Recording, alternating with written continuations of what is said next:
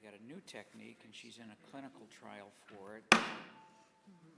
I call this regular meeting of the City Commission, Tuesday, May 28th, 2019, to order. Tonight, we have some Boy Scouts who'd like to lead us in the Pledge of Allegiance. Should you come up, guys?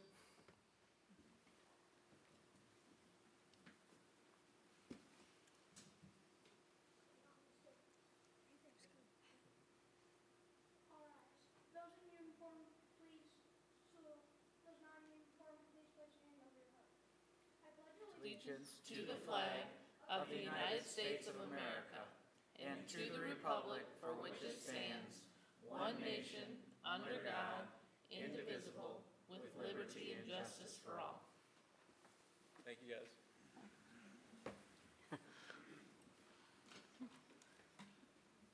Clerk, has the roll been taken? It has. All are present tonight. Tonight, we have a couple of proclamations and presentations. The first, we'll start out with a presentation of the 2018 Comprehensive Annual Financial Report.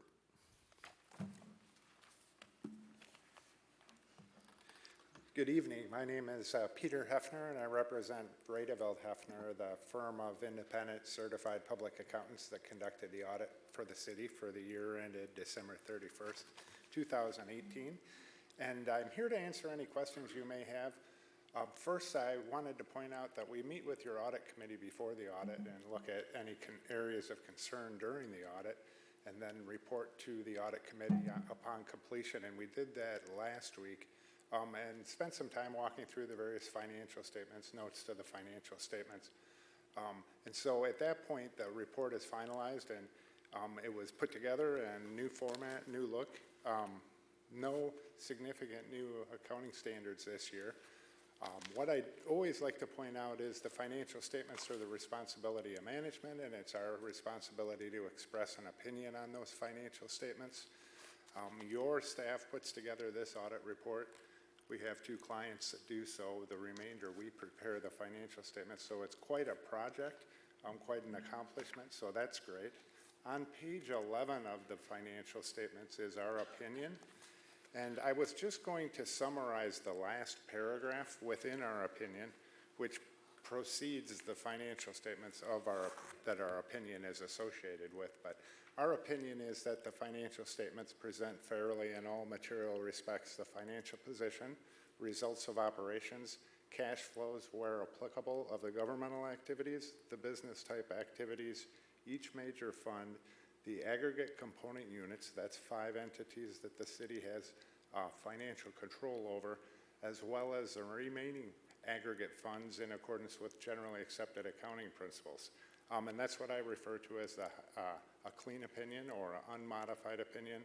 Financial statements are presented as required in accordance with generally accepted accounting principles. So a positive aspect.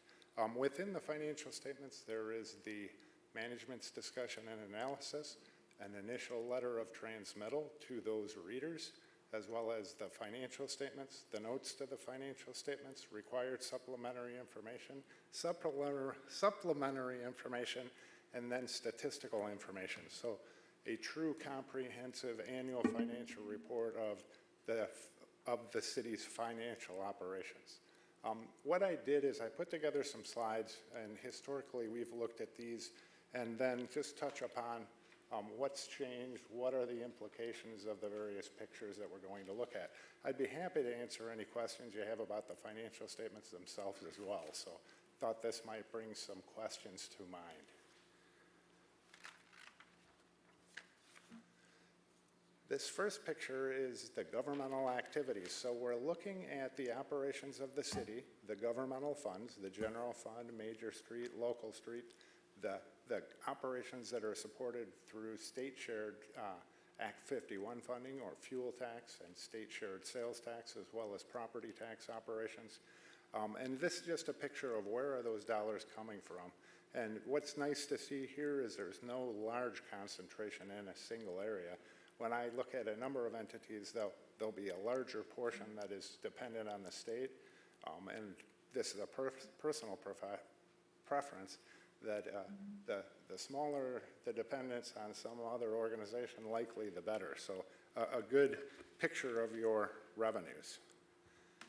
And the next picture is a look at your governmental activities from the perspective of a business. So when you purchase a fire truck, it is capitalized and depreciated, and here it would be expensed over its estimated useful life.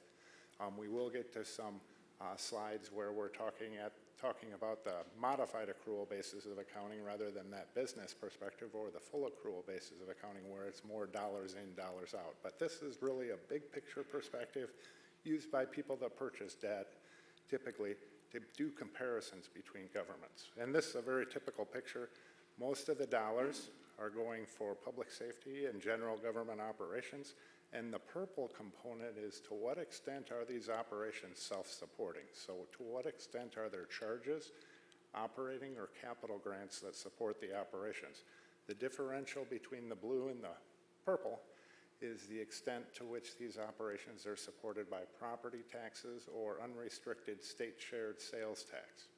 I did want to point out in the case of the streets, the purple component includes the funding provided by the state of Michigan, which are fuel taxes that they share with you. Because they're restricted for that specific purpose, they show up here. The fact that you have property taxes and state shared revenue that could be used for any component of your operation, they are excluded from this presentation and just show up as general revenue. They're not specific to a specific component of your operation. Now this next picture shows your net position of your governmental activities.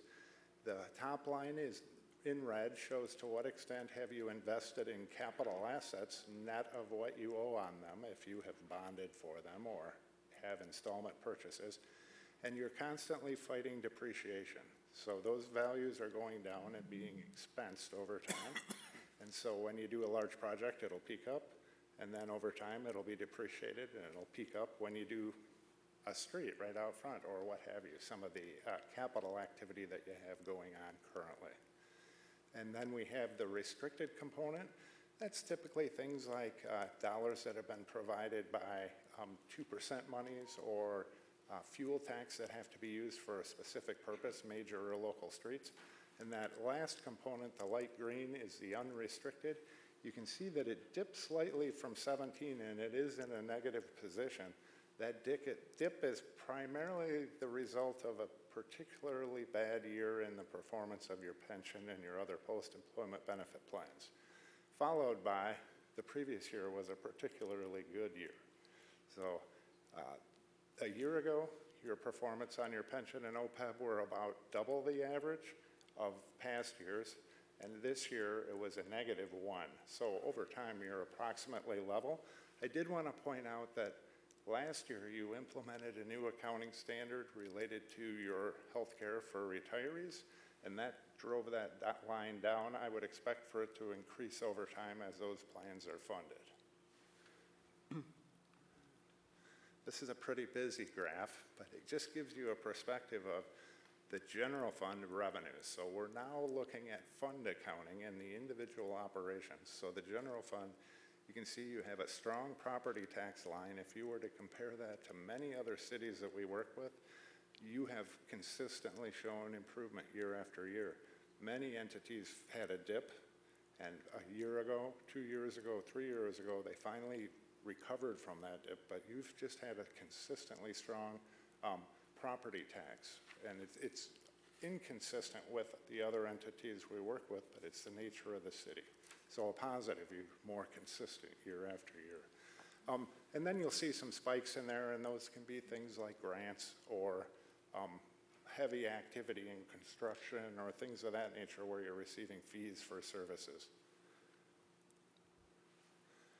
This is a look at your general fund expenditures by function. You can see consistently public safety is the #1 expenditures, followed by general government. You can see that blue spike in 2016, and that's a year in which you transferred substantial dollars. I believe it was for the property improvement activities that you're currently performing. And we'll see that in the next graph. This is a look at your general fund balance as a percentage of expenditures and transfers out, and you can see that the darkest blue line, you can see where it dropped. That's the year in which you transferred the dollars out, and you can see that it's improving over time for the past 3 years. Then you can see your unassigned balance is consistently improved over the last several years too, but there was a substantial transfer, I believe it was in 2016, that resulted in that decline. Now our next picture is of your net position of your business type activities, and that's primarily the water operations and the wastewater operations. And here you can see again your investment in capital assets, the year that you worked substantially on the water infrastructure or sewer infrastructure. That red line goes up and again over time comes down. And then you can see that giant dip, not giant, but significant dip in 2015 in the unrestricted balance, and that's the years when we were implementing pension standards and healthcare standards, resulted in a decline, and you've recovered from that. The next picture is a comparison of the city with a number of cities that we audit. And you can see you are the fourth column in, and I would say you are in the top quarter of all of fund balance as a percentage of expenditures and transfers. You can see there are some cities out there that have a larger percentage. Generally, those cities have a very small fund balance, or expenditures. So their fund balance of maybe $500,000 might represent a substantial portion of annual expenditures for a smaller city. I did want to point out that in addition to this unrestricted fund balance, you also have restricted fund balance and non-spendable fund balance associated with prepaid items and contributions that have been unexpended that aren't reflected in here, so it would improve your position if we were to look at your entire fund balance comparing these other entities, because typically they don't have substantial non-spendable balances or restricted balances as well. So I would say you are in the top quarter for sure. With that being said, I would be happy to answer any questions you may have regarding the financial statements or balances reported or the process. Again, we did meet with your staff and the audit committee, which it was a good discussion about what is presented, how it's presented. The audit process goes very well historically when we work on your audit, and this was not an exception to that rule. Typically, your staff is prepared and we audit and we don't do your accounting. Yes, sir. I think it was a year ago, maybe 2 years ago, some folks from the Municipal League were here to talk about how cities have been shortchanged by the state government for years and years with the amount of state shared revenue, and that it's virtually impossible to ever catch up. And in fact, most cities are losing ground because the Headley and Proposal A and all those other things. How would you compute when our doomsday is, when our revenues won't meet our expenses? I don't foresee that with your city, because you take proactive actions typically in order to modify your expenditures if revenues aren't sufficient and kind of look to the future. I do have some clients that have significant struggles, and typically the biggest problem is when they have declining property tax values, where the situation is the opposite here. So I don't foresee a doomsday. I do know that as the state changes the rules or changes the laws, typically when they need money, you get less and they will get more. But that's just been my experience. But I think you have a healthy financial position, and just historically working with the city, you've taken action so that you end up with a healthy financial position at the end of each year. Any other questions? Kathy? This will be my last opportunity to say this. So I always like to point out that as part of the audit, it includes a certificate of achievement for excellence in financial reporting. If the city has received it, and our city does receive that, and this is the 31st year. It was for last year's. That was the certificate for the previous. And I want to congratulate the financial office for the great job that they do. And I also, what I heard you saying was, we have an audit that anybody who wants to look to see where the money is can look at it, and they're going to be able to accurately see where the money is, and I think that's an important part of transparency. Right, you have a comprehensive report where many entities just issue a subsection of this report with a letter or a management's discussion and analysis and the basic statements, and you go above and beyond and provide 10 years of historical data. That's the most, can be one of the most important or Right. informative places to look is in the back of the report. I always say, you know, if you're kind of bored with the middle part, just go to the end, because there's Yes. a lot of really interesting information back there, so. That will help you with why, how, when, Right, where. right. So, yes, it's very comprehensive. Your staff prepares it, which is not typical. It's quite a project and quite an accomplishment. The audit is online and at the public library if folks want to review it. Thank you. Thank you. Thank you. Next, we have a departmental presentation by our building official, Brian Kench. Let me get this up here.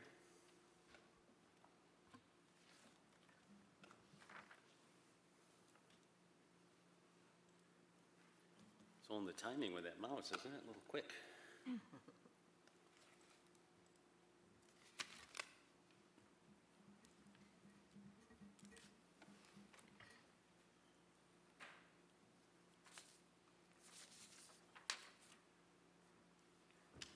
Well, I had to bring one of these in tonight just to kind of share with you, give you a sense of what we're looking at on a daily basis. This month, the month of May, the International Code Council identifies May as our National Awareness for Building Safety Month. So at the tail end of the month, it's great that we have an opportunity to come in and meet with the commission, kind of talk a little bit about our process and the importance of the building permits. Last Tuesday, I had the luxury of sitting with the Home Builders Association. I had a nice meal and talked a little bit about some of the changes with the city as far as fees and so on, our updated fee schedule, our zoning, that we updated our zoning ordinance and such. So tonight I'm going to share a little bit about our process as I shared with them as well. So our Department of Building Safety, we are charged with the administration and the enforcement of the state construction code as well as our local standards. We provide inspection services for all construction projects that fall under building permits that are issued through the city. Our process, once they submit, we review permit applications for completeness, make sure that they've complied with state requirements as far as licensing and such. We want to ensure also other permits are issued that are required as a prerequisite of sorts with a building project, which could be electrical, plumbing, mechanical permits, could be permits associated with our Department of Public Works for water tap-ins, our sanitary sewers, and then our stormwater requirements as well. If we have new contractors that are coming into the city for the first time and they're not in our system, we will verify builders' license numbers, make sure that they are licensed with the state of Michigan. State requires that anybody that's doing $600 or more in work are required to have a residential builder's license. Subcontractors are required at minimum to have licensing in their field, whether it's a masonry contractor, so you get maintenance alteration licenses that are separate from the residential builders.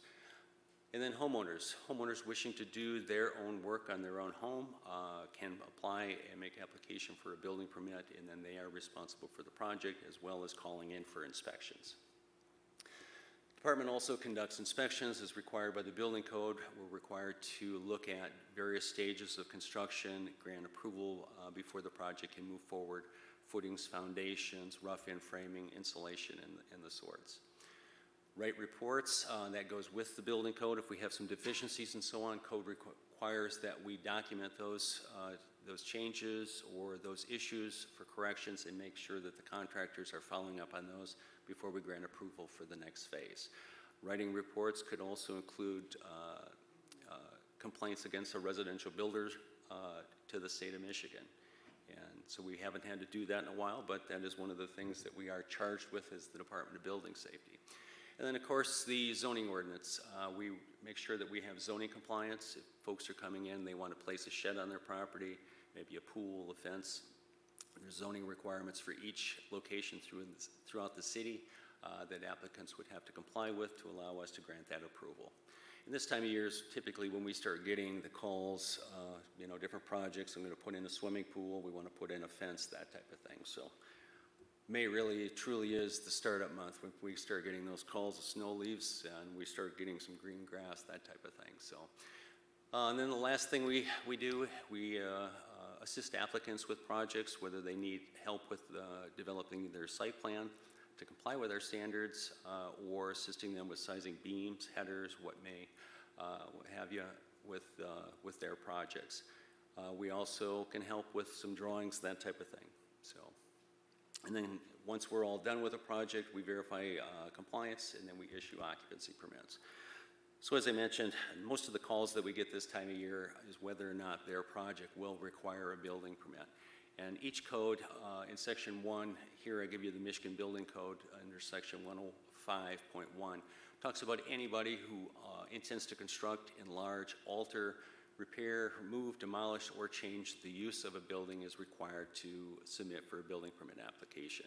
So something that may have been an office building and they want to convert that to some type of a residential use does require a permit, and it requires updates to that building as part of it. Most people coming in, however, don't really want to go through the entire code book to determine whether or not their project complies with the standards. And so as the building official with the city, we are charged with assisting them through the zoning ordinance, applicable acts regarding public acts, regarding construction codes, the licensing law, there again verifying licensing requirements have been met, and walking them through electrical, plumbing, and mechanical permitting, and then of course the city codes. City codes regulate hours of construction. We may have questions regarding our lighting standard that are separate from our zoning ordinance, as well as the state construction code. In late 1999, the state adopted a single construction code, which allowed us to have, for the first time, one Michigan residential code, one Michigan building code for commercial construction, and then for existing buildings, which was the rehab code for existing buildings. So if you're making alterations to a 100-year-old building, you would utilize that code. It gives you a little bit more flexibility in meeting some of the standards. The residential code is geared primarily for 1- and 2-family dwellings and townhouses that share 2-hour common walls and are open on at least 2 sides. And then, of course, their associated accessory structures with those buildings. Prior to the combination or creating a single statewide construction code, can you imagine being a contractor and you're working in the city, the township, the county, and maybe on some tribal land, and you had 4 different codes to work through? It could be very frustrating, although not great changes from one code to the next, whether you're under the state code or a strict BOCA or a uniform code at the time. It was very frustrating. It was frustrating for everybody. So consolidating the codes has been very beneficial to contractors that are working in more than one jurisdiction. So just a quick glimpse of our permit process. I have it down here as zoning, application for permit, reviews, and then finally our issuance. Our zoning can include things as simple as just an administrative review. Somebody's making application for a shed or an addition to their property. They meet the setbacks, they meet all the criteria to grant that approval. We can issue the zoning permit. If that's part of that zoning review is associated with a project that will also require a building permit, that is just one step in the process. Now we have other projects that will fall under review by our planning commission, whether it's large commercial or industrial type uses or multifamily residential.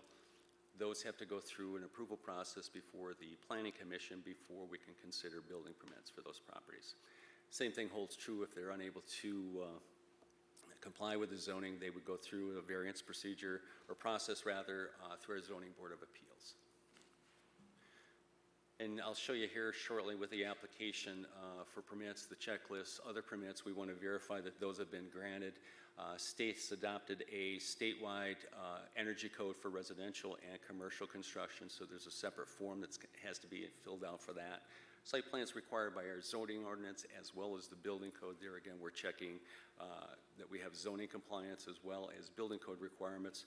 Depending how close you are to other buildings on the property or to property lines, it could dictate fire rated construction on some of those assemblies. And then lastly, the construction plans along with the permit application would be submitted for review. At that point, we are looking at every property, determining the zoning classification, verifying they meet setbacks, height restrictions, if there's other requirements that may need to be met regarding roof pitches, placement on the property, openings, those types of things. Plan review, typically that is something that we do that's required under the code to verify that the construction plans meet the building code requirements. What better time to find out you have a problem with a beam or a footing while it's still on paper rather than in the field. So fire approval, we work very closely with our fire staff. Randy Keeler assists us with a lot of the fire reviews. We do combination inspections on large commercial properties. We're looking at sprinklers, fire alarms, hood systems, those types of things. And then we work awful closely with our DPW staff as well on stormwater requirements, making sure that we have proper permits for tap-ins and sanitary sewer tap-ins as well. And then, of course, any work within the right-of-way. Once approved, we issue the permit. Contractor or homeowner needs to post the permits. They need to maintain the approved plans on site. They need to contact the department for all the required inspections. And then, of course, they need to maintain the property unoccupied until occupancy permits are granted. Last couple of years, we've added some other features to our permitting process, which allows us now to allow applicants to sign on to Access MyGov, which is a free program for us, or for them rather, that allows them to make the application for a permit and submit documents online. It sends us an email as staff. We do the review, and then we can go ahead and sign off on the permit, send an email back, and they are able to pay right online. It works out great when we're looking at new windows, roofing, siding, things like that that are fairly automatic with limited review, but there again, we can take in anything that they can scan and send to us, site plans, drawings, what have you. So we have a lot of folks that are taking advantage of that. But mostly, we get folks to visit the site, usually when it's a little bit more, a little easier to gain access to our buildings. So I got to tell you, the last couple of weeks, it's been a little quiet for us. But we get a lot of paper applications. Our forms are all online. Folks can download them, fill them out, send them back to us, fill them out, bring them in to us, mail them, so we get them in a lot of different fashions. But the one I want to focus on is the checklist. This is the document that we have on file. The back side of this gives us all the relevant codes that are in place, gives us all the contact information regarding other agencies that could be responsible for providing oversight to a project, whether it's our DEQ, which I think they have another name. They've switched their name. Is that correct, John? Mm-hmm. Yeah, so whether or not they're working in floodplains, wetlands, that type of thing. And then the county who handles our soil erosion. And there again, giving them the information on the front end, so just to kind of walk them through and assist them with their project. But you can see here the things that need to accompany the plan. Obviously, the address. If it's a new property, staff will assign that address for the property as part of the review. Site plan, we talked about that. Property tax identification number. Most of those are in our system. Code does require it that we verify the ownership, and we can do that fairly quick with our BSNA software. Public utilities, we talked about that, working closely with our DPW staff. If we have an issue with metering, lines coming into the building, if we know we have, for example, we have a property that's going to not only have domestic water supply, but also need a water supply to provide water for sprinkler system, building sprinkler system, we can make sure that we have proper permits and that lines are getting sized properly as well. Soil erosion. State of Michigan requires that anybody that builds or constructs within 500 feet of a water body, they need to secure a soil erosion permit, or if they're disturbing more than an acre of ground. For example, the Hobby Lobby that's under construction right now has a separate soil erosion permit. They're not necessarily close to a water body, but because they're disturbing an acre of ground or more, they're required to comply with the soil erosion provisions. And then contact information for our electrical, plumbing, and mechanical staff. Tim Wardwell is our electrical inspector, and Nate Calkins is currently our plumbing and mechanical inspector. And then we talked about this earlier, when the plans are required, and I love this one because so often when people come in, they just dismiss the importance of the drawings. Building code says we have to have them. They're required under section 107.2 in all three codes provide us with similar language. But the construction document shall be dimensioned and drawn upon a suitable material. I think they put that in there so that we didn't end up having drawings done on napkins any longer. And so we have something that is drawn to a scale, drawn dimensions, those types of things. But you'd be surprised. It's just this, or it's just a pool barn, or it's just a deck. And there again, I'm going to go back to when would you want to find out that you have a problem with your project? Probably while it's still on paper, right? So something more in line with this gives us a sense of, roof pitch, openings, the foundation plan over on the lower right-hand corner gives us enough information that we can verify compliance with the codes for footing sizes, beam sizes, floor joists, and if you do have some deficiencies, we can identify those to the contractor. We can make the change on the plans, and by the time we get to the field, it's a non-issue. So the code outlines all the required inspections, and from footings, the backfill inspection, from building rough-ins, some of the energy code compliance requirements. It also has requirements for inspections if we're looking at fire-rated assemblies, where we get a lot of large commercial construction. But then when we get down to the final inspection, this is where we do all our housekeeping. Building is all the work complete, and when we say all work complete, it could include some of the site work, especially if we have planning commission requirements associated with a special use permit or a site plan. It may dictate not only that the building is complete, but also landscaping, parking, maybe some enclosures, some screening, buffering, that type of thing. We want to make sure the address is posted. Building code requires that, as well as our city code. Electrical, plumbing, and mechanicals are all required to be completed and to be finalized. There should be stickers. In the lower right-hand corner, you'll see the type of information that we would expect to see on site that lives with that property. All reports submitted for special inspections or certificate of compliance. We talked about fire alarms and hood systems and those types of things. Those are things that we work very closely with our county staff for electrical, plumbing, and mechanical, because there's linked portions of that installation has permit requirements through that office, and then as well as the final testing, and we do that with our fire staff. The system is certified, and those reports live with the project file. Same thing holds true, and I'm using Hobby Lobby because it's the most current project and very visible, but it has a number of soil test reports that will live with the file. They've done a number of different pours out there. I think we're on a number 15 or 16 inspections just on the foundation system alone. And so we have test reports for our concrete, rebar replacement, backfill, and they've been monitoring the soil all the way through the entire project. Those reports need to live with the project as well. Brian, how many more slides do you have? Just this one. Okay. Am I running long? Yes. Okay, sorry. Life safety features are complete, handrails, guardrails, stairs, those types of things. Fire safety features are complete. We talked about the fire alarm testing, sprinkler testing, and such. Energy code, it's a big thing with the state of Michigan. They do require that there's decal on the service panel at the final inspection, and we're going to verify all fire DPW requirements at the tail end have been complied with. Approved plans, things that are in the rearview mirror that have been changed throughout the project. We want to make sure that we have as-built drawings to close out the project. And then when it's all said and done, we have in point in time that that project complies with all the standards, and we issue a certificate of occupancy. There we go. How long did I go? A bit long, but that's okay. Sorry. Thank you, Brian. Do we have any questions for Brian? I have a Vice Mayor Gillis. quick question for you, Mr. Kench.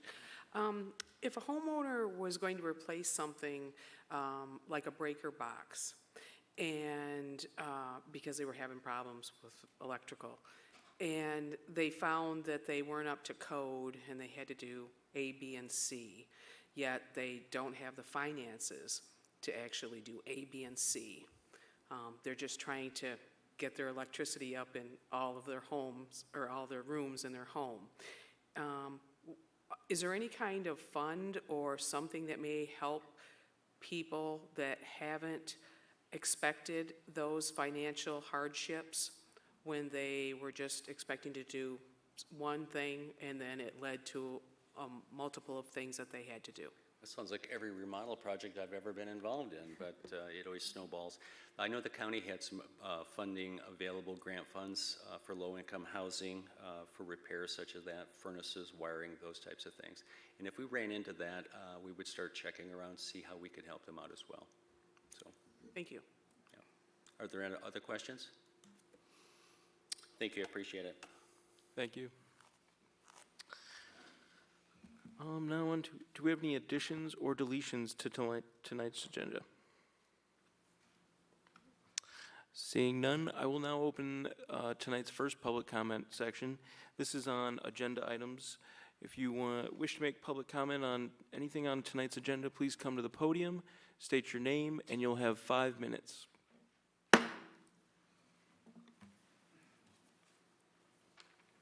Good evening.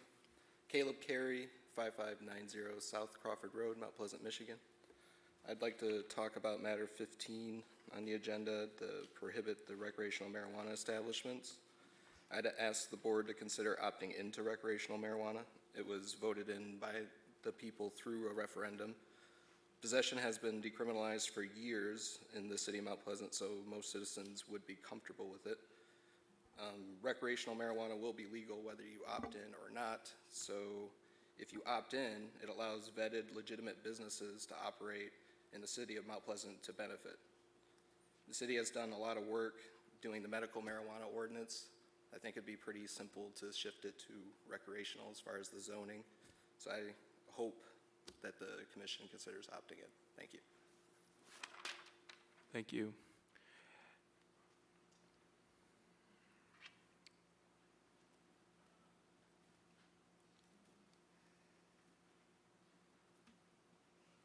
Hi, my name's Glenn Bordine. I live at 7265 South Mission, Mount Pleasant, Michigan here. I'd like to talk to you about public health and recreational marijuana. Marijuana legalization, more so recreational marijuana legalization and access, is linked to lower rates of opioid-related overdoses, deaths, and harm, which could significantly improve public health during the current opioid epidemic. Environment, all states face in the United States. Opioid deaths last year in the United States topped 64,000 people.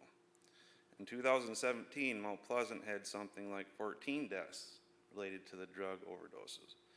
In the first 3 months of 18, Mount Pleasant had a total of something like 5 drug overdose deaths. Our community has a serious problem with opioids. We here in Mount Pleasant are no exception to the pandemic we're having. It is in my opinion that if one of those 5 citizens that died might have been saved by access to recreational marijuana, that time being used to create the ordinance would have been well spent. Let's see.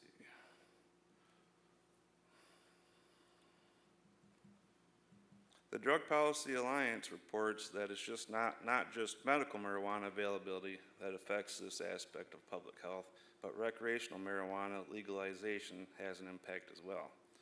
Opioid overdose death rates are almost 25% lower in states with medical marijuana. Furthermore, states with medical marijuana have seen a 23% reduction in opioid dependence or abuse-related hospitalizations and a 15% decrease in opioid-treated admissions. The Drug Policy Alliance references a separate analysis in Colorado that found after adult use marijuana became available for retail in 2014, opioid overdose deaths declined by 0.7 deaths per month. For decades, the number of opioid overdose deaths in Colorado each year had been rising, but in 2014, when adult use marijuana became available, the upward trend started to decline. I urge you all to opt into recreational marijuana in Mount Pleasant. It's absolutely the right thing to do. And if you don't, all you're doing is holding people back from getting better and having healthier options. So again, I urge you all to vote yes on it and help the younger community, not just yourselves, but the younger community, get past this terrible thing that we're going through with opioids. So appreciate your time. Thank you. Thank you.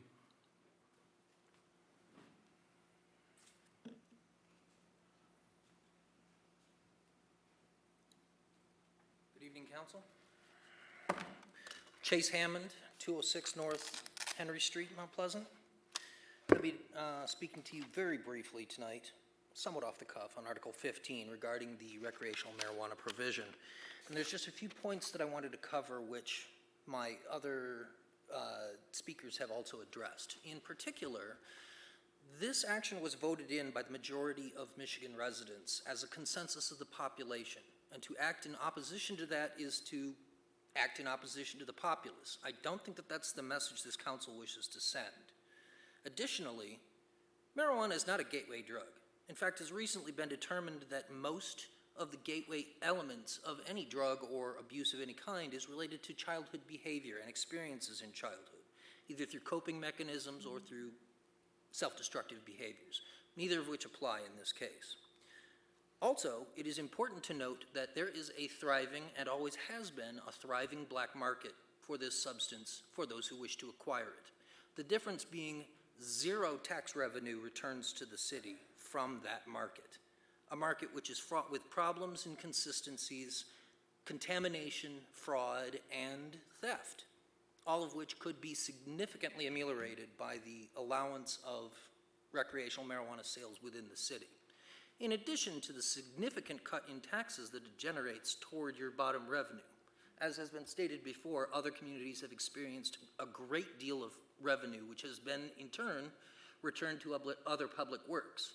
Our roads certainly could use some benefit in this city to that effect, and the lack of funds devoted from that process in law enforcement to other avenues allows a lesser crime rate. Also, it is a significantly less dangerous substance than others which are legally permissible. For example, you put 5 drunk guys in a room and you'll have a fight. You put 5 intoxicated individuals from marijuana in a room and you'll get a band. That's where we'll start. I might also note that there are many businesses within the community which already sell cannabinoid oil CBD products. That's a trend that's not going to slow down in any way, shape, or form. So, I would ask you to not stay with the status quo. This is a new and emerging industry, and it generates a slippery slope. And as any of you in politics know, if you stand still on a slippery slope, gravity takes over and you slide backwards. That is not the direction you wish to go here. I think that this is something that is also poorly understood by the populace in terms of its pain relief factor. And yes, opioids were mentioned because they're profitable for the pharmaceutical industry. They make a great deal of profit, and they kill a great many people. I'm proud to say that the total number of people killed by marijuana overdoses in this country is exactly equal to the number of people killed by unicorn goring in this country. You can look that up. I'm quite certain it's identical. Pain relief is a big problem in this country. We all have it to some degree. Most of adulting after a certain age is dealing with aches and pains of one sort or another. And some take over-the-counter remedies for that. And for many, that works. For many others, their personal chemistry, their physiology does not allow that to function in the same fashion. That's when things like opioids and other chemicals start to come into the mix. CBD and its derivatives are non-intoxicating. They are contained in all marijuana products, and they do, in fact, alleviate pain. As a soldier and as a athlete of my entire life, I long ago accepted that injury was the price of sport. And Sir, you have 1 minute. I will use that time then. Thank you. The use of this substance in its various forms has many benefits for many people. The situation should be tailored through the use of a medical professional, and I still support that for both clarity of product and for the reduction of contaminants and other elements that could enter into it from a black market avenue. With a public market space, not only does the consumer know what they're getting, but they can rely on it. And that is the biggest aspect of any commercial enterprise, to be able to produce consistency day after day, year after year. It helps if that generates taxes too. That's all I had to say. Thank you for your time. Thank you.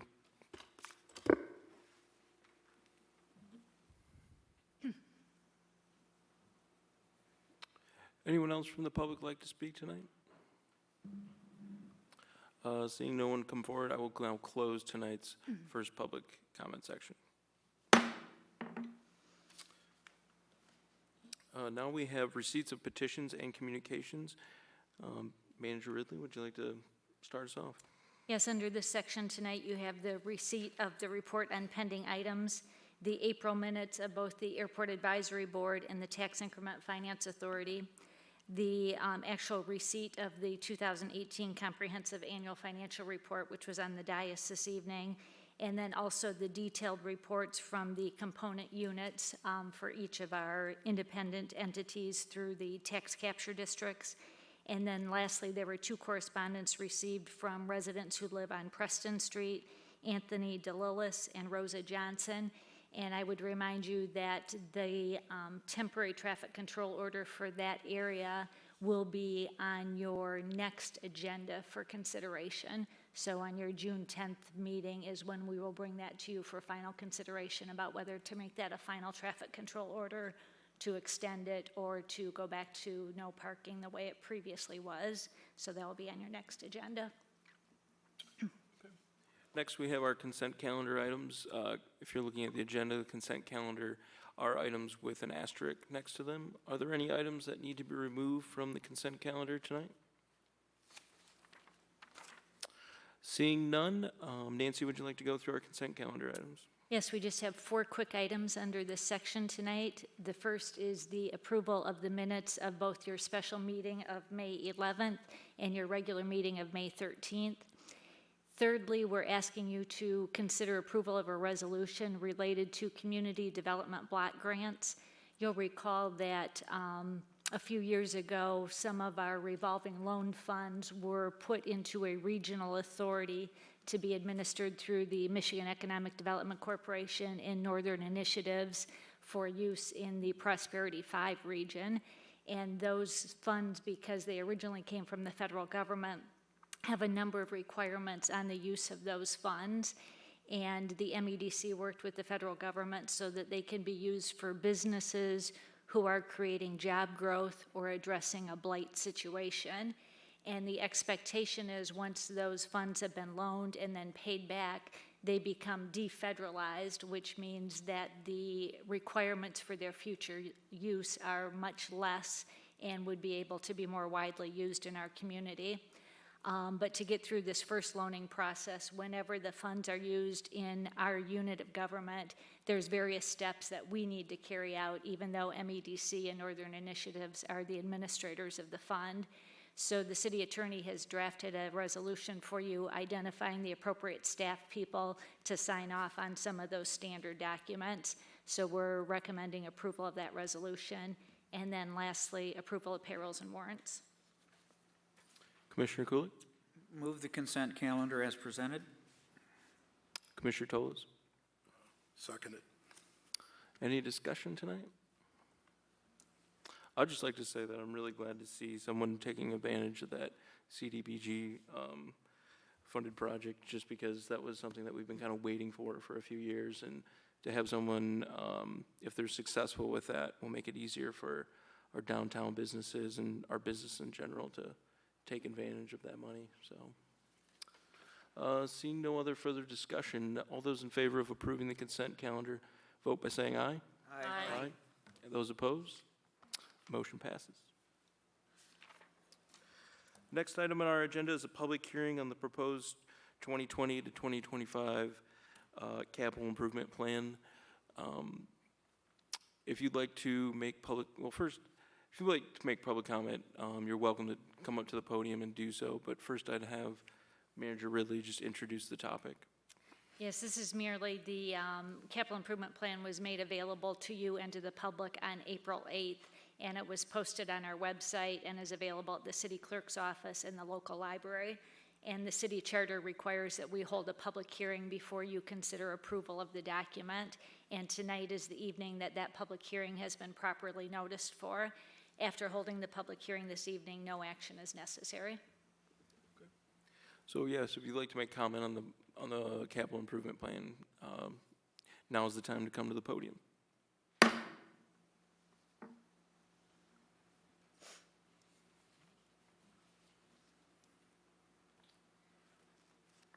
Kathy Rise. I reside at 1717 Elm Street, and I am also the owner of 905 North Kinney Street. And I'm looking through the capital improvement plan as it came through, and I noticed that there was an individual project, the industrial area street improvements, found on page 99 of the several hundred-page document, that there is approximately $800,000 of capital improvement to pave the north end of the industrial area. It's paving Kinney Street and Sampson Street. I do have a map if anybody wants to see it, but basically, that end of town is all industrial, and when we had the master plan for 2050, we did a charrette. It was a week-long charrette. I know some of you were there. I was actually in attendance for most of that charrette, and I am very aware that the inhabitants of the industrial area came down to the city, took time off of work to come down during the charrette to talk about that they didn't want that area paved. And city staff did hear that, and I was surprised to see that in the capital improvement plan that area is scheduled to be paved. Kinney Street is scheduled for 2022, and Sampson Street is scheduled for 2025. So those two areas, there's actually more streets in that neighborhood, so I'm unclear why you would pave a couple of the streets and not all of the streets. If the desire is to make the area more uplifting or aesthetically pleasing, I think paving the street is not really going to get you there. I've added up all of the assessed values, and it's $860,000 approximately. So the paving is actually equal to the value of the property. So it's going to take an area that is, I just think that it's actually going to take housing that is actually affordable and make it unaffordable for people, and it's going to cause a burden on property owners and businesses who currently are actually beginning to come back. I know that, we were just talking about the economic turndown. Well, a lot of the businesses did feel that, and they continue to pay their taxes and continue to build their businesses up and survive through that. So creating this kind of a burden on that area might not be at this time the priority. So I think it's a beautiful idea to pave all the streets. I actually think that's a great goal, but I'm not sure that it's a priority when you have so many other streets in Mount Pleasant that need improvement, to take an area that doesn't really want to have the pavement and actually put that burden on people when there's other neighborhoods who really want their streets fixed. And there's people who want their sidewalks plowed and that kind of thing. So my suggestion, I thought you were voting on it tonight, but maybe you're not voting. But if you are, I would request or ask you to consider a motion to approve the capital improvement plan with the exception of the industrial area street improvements. So thank you all for your time. I know it's hard sitting up there and just making these kinds of decisions, but we really do have a beautiful community in Mount Pleasant, And, you know, we want to improve the area, we want to make improvements where they're necessary and where we're putting the most bang for our buck. And I just don't see it in that area. I don't see where paving the street is really going to make anybody happy. So, thank you. Thank you.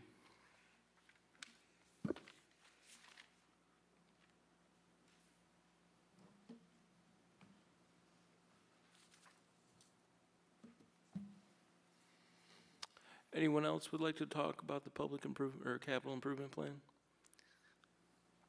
Seeing none, I will now close the public hearing.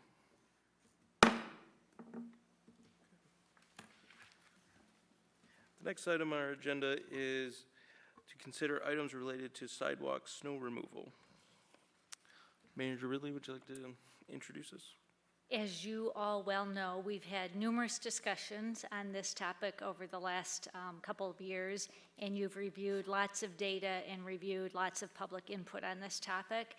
And we've looked at alternatives over that time period that have included items such as an ordinance to require all property owners to clear snow from their adjacent sidewalks. We've solicited bids to have a contractor clear snow from all the sidewalks.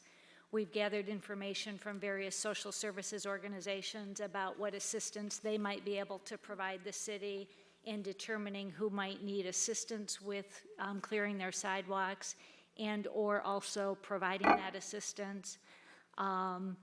We've looked at changing the ordinance to expand the requirement to multifamily and rooming boarding. We've looked at data about having city staff clear the residential sidewalks, and we've looked at only clearing sidewalks on streets with speed limits more than 25 miles per hour.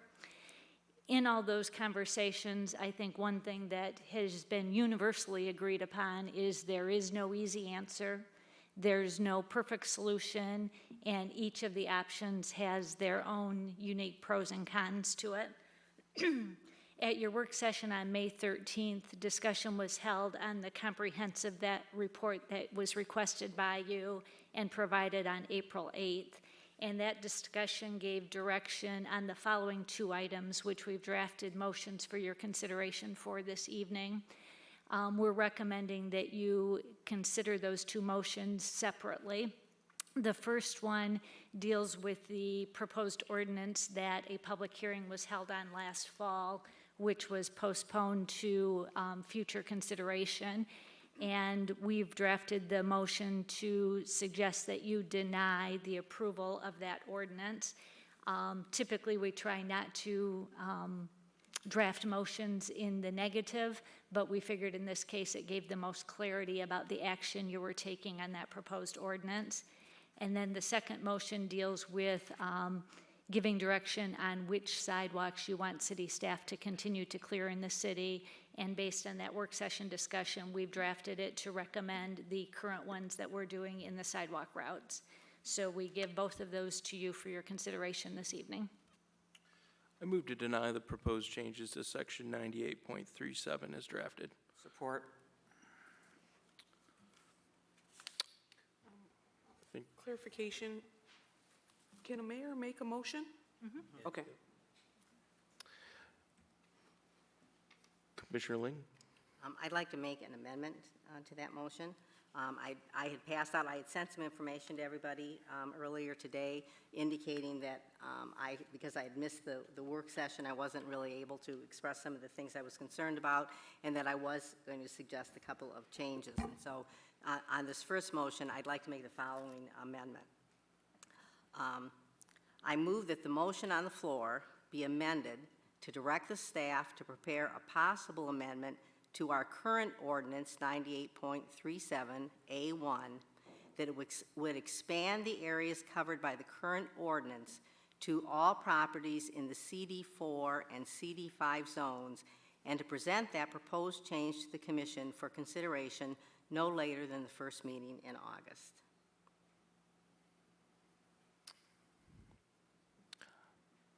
Commissioner Perschbacher? I support that. Commissioner? And I'd like to just mention briefly the reasons why I'm in favor of doing that. I'm not opposed to the basic motion, which is not to go forward with the change that had been proposed a year ago, because, for a variety of reasons. Although there was a point where I was in favor of just requiring that all properties shovel their sidewalks, there's a number of issues that have been raised that I understand why people have a legitimate concern about.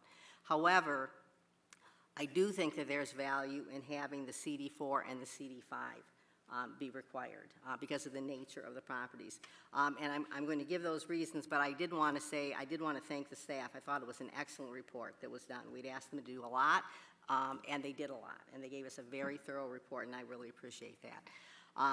These are the reasons why I think we ought to include CD4 and CD5.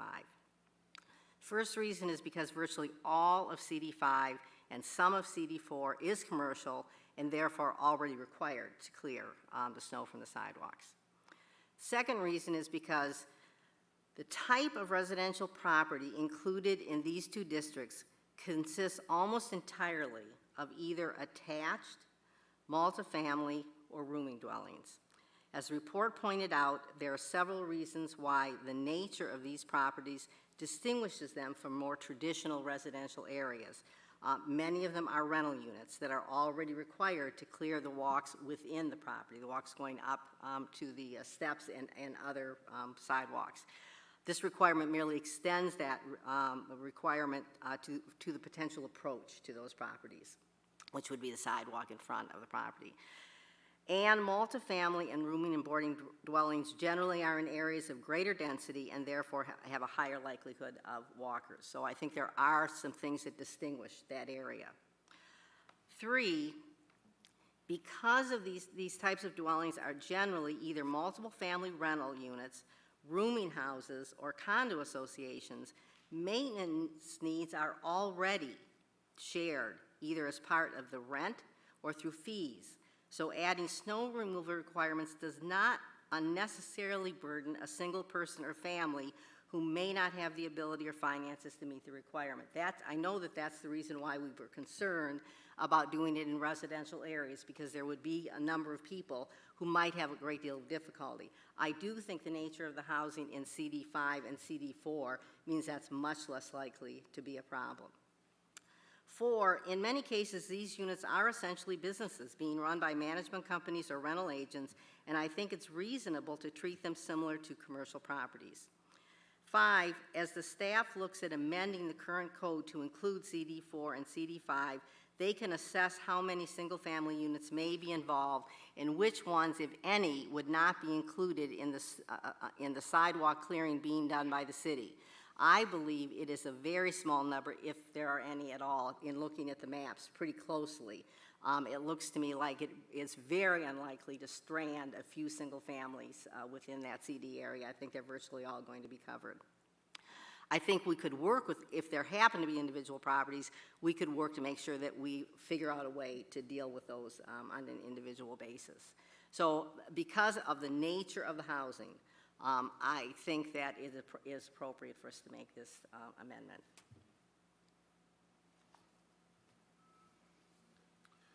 Any other discussion on the amendment? Vice Mayor Gillis. I will not be supporting this motion. I do know of several single-family homes that are in CD4 areas. I would not want to propose an undue burden to people that happen to be in a single-family home but happen to be in the zoning of CD4. I do not want to pick and choose that we're going to cover certain people's sidewalks because they are either have a hardship, disability, they may be out of town for the winter, they may be leaving as snowbirds. I do not feel comfortable with expanding our requirements out of the business and commercial sector. And like I have been supporting since the very beginning of this discussion, I do believe when the city decides to put a sidewalk in front of someone's house or someone's apartment, condo, rooming and boarding dwelling, it should be partially their responsibility to clear that. It is our city's focus to be a walkable, bikeable community. There are other people that really don't care if a sidewalk is clear. And if we are going to take this in as our own goal, I think we should put the finances behind our goals and make the ability of staff to cover certain areas of the city. It might be, the commercial still has to be covered. The commercial portions along Mission and the CD5 still have to do their sidewalks. And I think it is on the city itself to take up the charge if they believe that we should be a bikeable, walkable community in every sector of the city, that we need to take on that as our own responsibility. So I will not be supporting this. I would like to clarify that we're not voting on this ordinance amendment itself, but we will be voting on whether or not to direct staff to draft an amendment to the ordinance. So we're going to go around the Commissioner Point of box order, again? we are voting on the amendment first. If the amendment passes, then we vote on the entire package. Clarification from the parliamentarian. Yes, you have an amendment right now, so this amendment that Commissioner Ling read would be voted on first, and that would become part of the original deny proposed changes to 9837 as drafted. Commissioner Ling. Right, that certainly is correct, and just for clarification, I think the point that the mayor was making was, if we vote on this, we have not required that CD4 and CD5 clear their sidewalks. We're only asking that the staff look at that possibility, and we would be voting at a later time on whether or not to actually do that once we've seen how it would work. I don't disagree. I understand why Commissioner Gillis would be concerned about single-family houses that might be treated differently, and I share that concern, and I think it's one of the things that we would need to look at. Having looked at that zone, I also know people who have single-family houses in that area. Some of them are on streets that don't have sidewalks, and some of them are on routes that are already being covered by the city. And so I think it's a legitimate concern. It's one of the things I would want us to look at. So we're not making a decision we're going to do it. I'm simply asking that we ask the staff to look at that more limited change that would expand it to CD4 and CD5. When it comes back to us, we can ask questions about it. We'd staff to have a public hearing. I'm sure we would hear something during that public hearing, and then we can make a final decision. But I think it's worth looking at just doing that part. And I guess the second thing I would say in response to why not just have the city do the whole thing is, I think that it would be difficult for the city to do, for the staff to do the entire city. I think sharing the burden in an equitable way. And as I indicated, I think these properties are pretty similar to the commercial properties that we're going to be requiring to do that anyway. So it's because of the similarity with those properties and a way of making it more practical for the city to be able to take on the responsibility of the residential areas. Commissioner Toles. I'm also opposed to this amendment and having staff go forward with it. We spoke at our last meeting, our discussion on it. We've just wasted too much time on this, number one. Number two, I don't know how you're going to enforce citizens that don't own that sidewalk to take care of it. Number two, reading from the ordinance. Sidewalks within the city by 48 hours after the succession of a snowfall we're talking about, and accumulation of snow, sleet, or freezing rain in the event of snow, sleet, or freezing rain. So if I'm understanding this the way it reads, you could have a dusting of snow and you're required to clean it and salt it. Well, we don't do that with our streets. It's 4 inches now. It was 2 inches before. It doesn't make any sense. And at our meeting, I think we had a consensus of 5 members. They were in consensus of just buying a new piece of equipment and keep doing the school routes. It makes sense. The whole problem is, I've lived here for 50 years.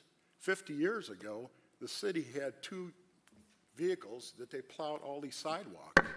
And all of a sudden they decided, well, we can't do it anymore. So we'll just kick the can down the road. Well, I just can't understand how you're going to try to enforce this. It's going to be challenged. There's no doubt about it. And I don't know how you're going to cherry pick that you're going to do sections in a 4 or a 5 rated and not do these other ones, you're just creating more problems. Either the city needs to do it all, or just keep doing the school routes and buy a new piece of equipment. It's very simple. And then if you buy a new piece of equipment, it's not allowed a $140,000 piece of equipment to push leaves. It's going to be used exclusively for sidewalks. Thank you. Vice Mayor Gillis. We have gone around on this issue for a year and a half. We have spent so much time, so many work sessions on this and these kind of amendments to the motions that I really believe we need to make a decision. I do not want to wait until August, another 3 months, before we discuss this. We have spent a year and a half on this sidewalk snow removal ordinance. From the very, very beginning, there were really 2 choices in my head that we should have tried to focus on. Citizens do it, the city does it. Again, enforcement, very good point Commissioner Toles. The only way to enforce this is either to hire another staff member, code enforcement, at $75,000 a year, or take part of a park ranger and use them for 3 months in the winter to do this. If we want our city to be walkable, we need to take on the expense of making it walkable. If that is our goal and that is our focus of a majority of commissioners, we have to step up to the plate, leave the residents alone, don't ask them to be salting. I just want to make a point too. We do not salt our own sidewalks. City staff that clear our sidewalks in the winter do not salt or sand our parks or our city school routes. Yet in this ordinance, we are expecting our residents to. We're expecting our residents to, sorry, Tony, Commissioner Kulik, we are expecting our residents to clear it at a lower threshold than we do our city staff. Our city staff doesn't go out until 4 inches. This ordinance says something different. The standards are different. Do we really want to take another 3 months and more of staff time to take on another motion? We had a packet. Let me show the public the packet that we got. This is our packet on sidewalks. This is how many sections our staff put together for sidewalk snow removal. It took hours for staff to do this. And now we have a motion on the floor, let's go 3 more months. Because what else do we have to worry about? Parcel B? We might want to worry about Parcel B. The state home property, the regional center. We might want to give attention to the regional center. This is 100 and some pages for sidewalk snow removal. That's what your staff at Mount Pleasant spent time on the last 4 or 5 months. So I am very beleaguered by the fact that we are now going down another avenue of 3 months extension because we want to try something else, a CD4 and a CD5. Let's put this ordinance to rest. Let's continue our school routes. There was another motion here that Commissioner Ling wants to present if this motion fails. That would be to increase our school routes from 12 miles to 25 miles, which is what they used to do 3 years ago. They used to do more school routes, more sidewalks about 3 years ago. So I would have a notion to look at that and expand that back to the school routes that we did clear 3 years ago. But to have this another 3 months and beleaguer this another 3 months, I really don't think it is, we have enough bigger things to worry about. I want to make a couple comments. There's mention of 4-inch standard for our snow clearing, and that's a standard that DPW has applied for overtime employees on the weekends. And really, when we send the trucks out, it is a matter of discretion that DPW and DPS collectively decide when to put the trucks out. So it's not that we don't clear the roads when there's less than 4 inches of snow. But if it's going to be overtime, that is a standard that is used with some level of discretion. I want to make it clear that I will be supporting this amendment. I think that every commissioner on this board wants to see a more walkable, bikeable community, and one where all of our residents can get around 365 days a year. Now, as Manager Ridley has made clear, that the way to get there is not easy. There are some sacrifices to be made to really make that happen. And although I agree with some of the points made that this isn't a perfect solution, but it is a way forward to make it cost-effective and to really cover areas of the city where we have high-dense populations and that are going to be able to use those sidewalks and do use those sidewalks on a regular basis. Commissioner Kulik. I'd like to call the question. Mayor, can I just clarify one thing before you vote, just to make sure everybody understands? The motion in front of you to deny the ordinance amendments is only the amendments that you would be denying if you vote in favor of this motion tonight. We still have an ordinance on the books that would require commercial and industrial properties to continue to clear their sidewalks. It's just the amendments that extended it to all the other sidewalks and had the additional criteria is what you would be voting down this evening if you vote yes on this motion. I just want to make sure people understand that. With the salt in the sand. So Jeremy, further clarify for myself, we're voting just on the amendment at the moment, correct? Okay. The question has been called, so all those in favor of the amendment, please vote by saying aye. Aye. Aye.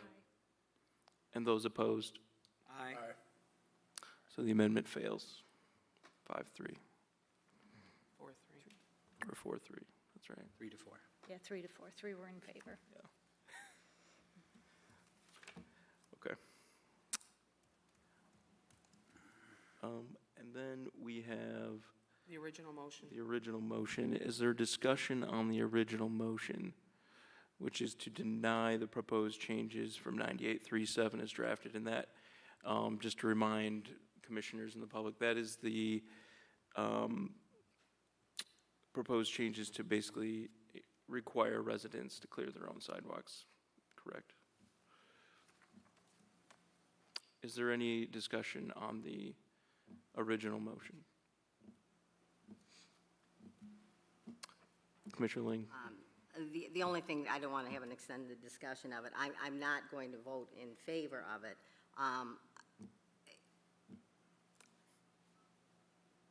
It seems to me, I think that there are a lot of reasons why we don't want to do the whole city, and that's what that motion requires. That's part of the reason why I wanted us to just take out part of it, consistent with the most of the commercial that we're doing now. It seems to me the work has been done on all of that previously.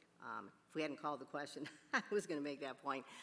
That's part of why we have the report, and it also includes all of that. So I probably am still going to at some point look at whether or not we can go back, since we already have all the work involved, the figures, the enforcement that would be involved. But without that and leaving out that section, I'm going to vote against this motion. Any other discussion? Seeing none, all those in favor of the motion to deny the proposed changes to section 98.37 as drafted, please vote by saying aye. Aye. Aye. And those opposed? No. Nay. So that motion carries 7-2, or 5-2. I don't know why my numbers are off today.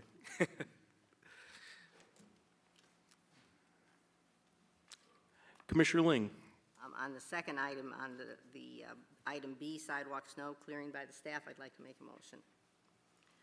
I would like to move that the city expand the current map of sidewalk snow plowing done by the city staff to 25 miles within 3 years, and then add at least 5 miles a year with the goal of eventually covering all or most of the sidewalks in residential districts. That the funds to pay for the operating costs for this proposal be covered from the increase in fire protection funds that the city will be receiving through state grants as recommended by the staff, and that the cost for the equipment needed come from the Economic Initiative Fund and/or the general fund balance as recommended by the staff. Second. Thank you. Any discussion? Commissioner Kulik. Here we go again. First off, if the city plows the streets, it's not going to be to the standards that people are expecting, that they're going to be cleared right down to the pavement, and you're going to walk on them and not slip, and you'll be so clean that you can eat off them every time there's a fart of snow out there. I'll be voting no on this.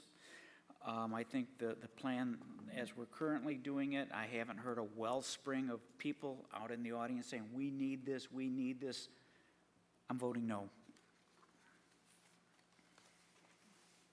Commissioner Ling. The reason I'm proposing this is because I guess I would have to disagree with Commissioner Kulik. I think we have had an awful lot of people coming and asking us to do something about clearing more of the sidewalks in the city.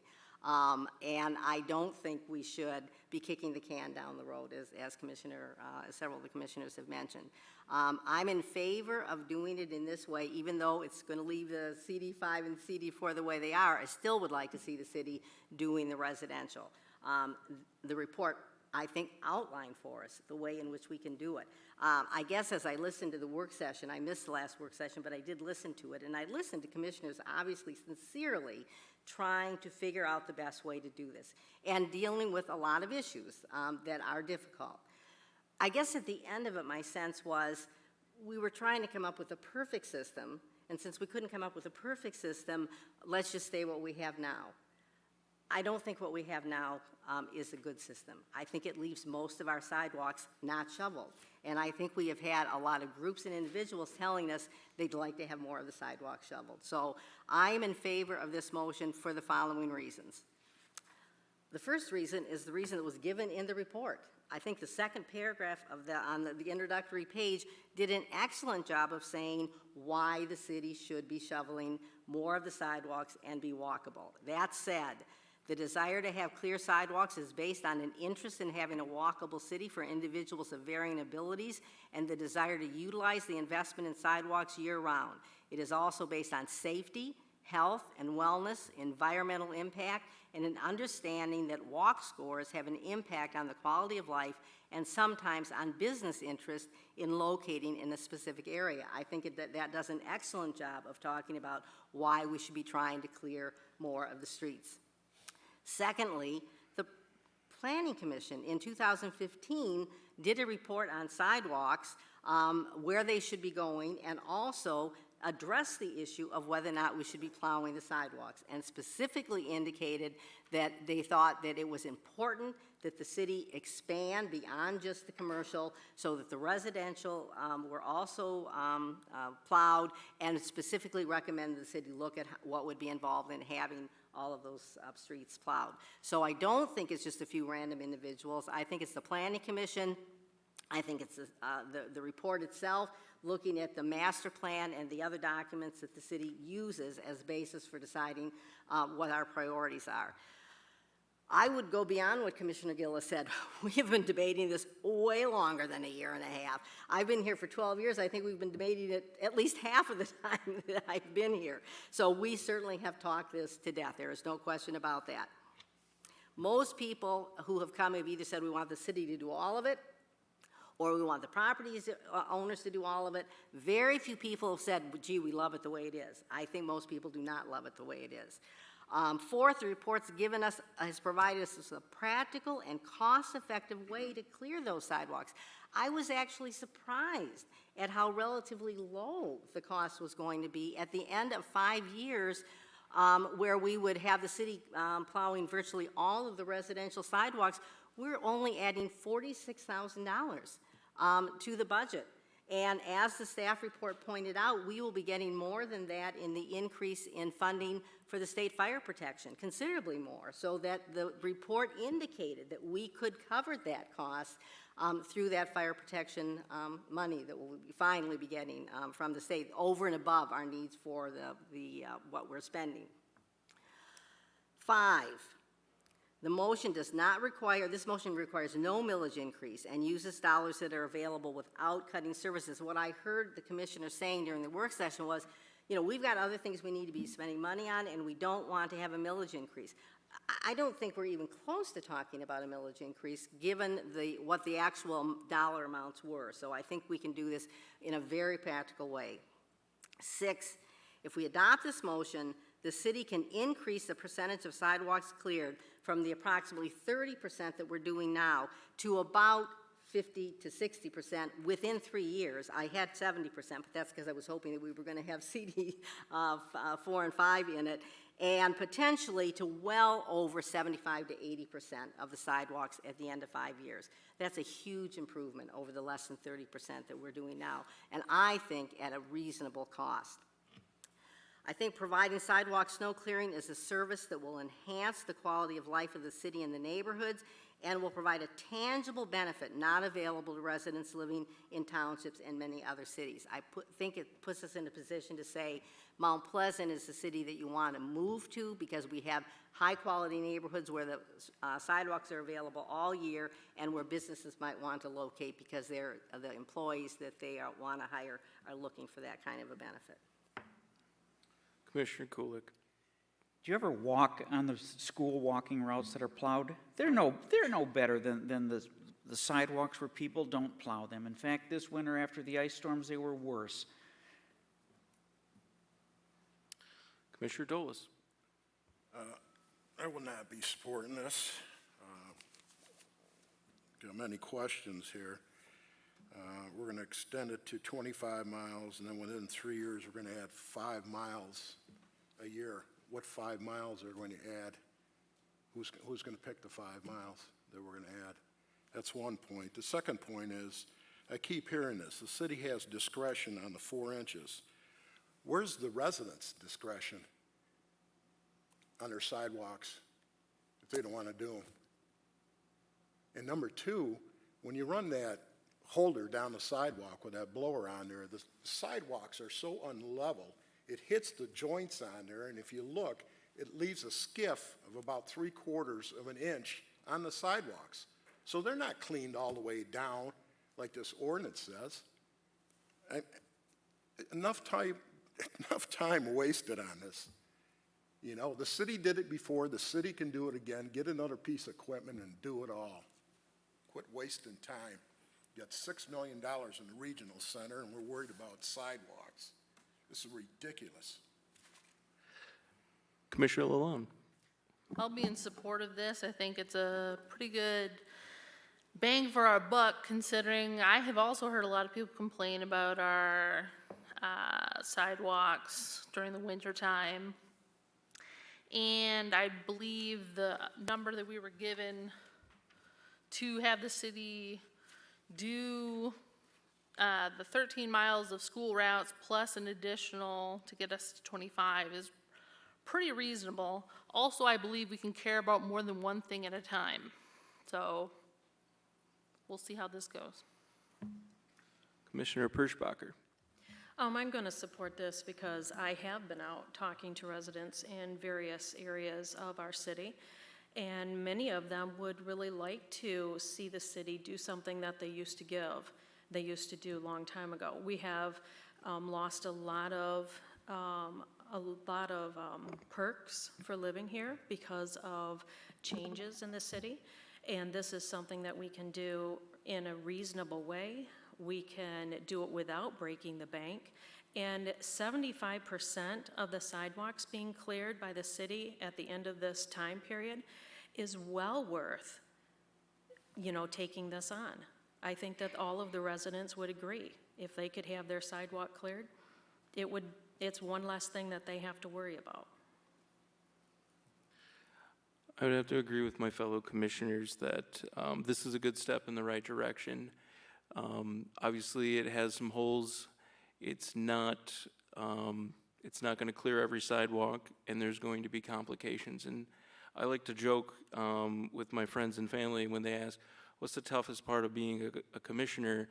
And I ask them about, well, how's your shovel and your sidewalk,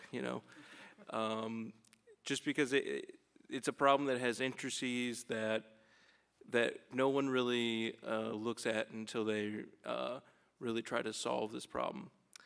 I will be supporting this motion, and I like the fact that we have the money to do it.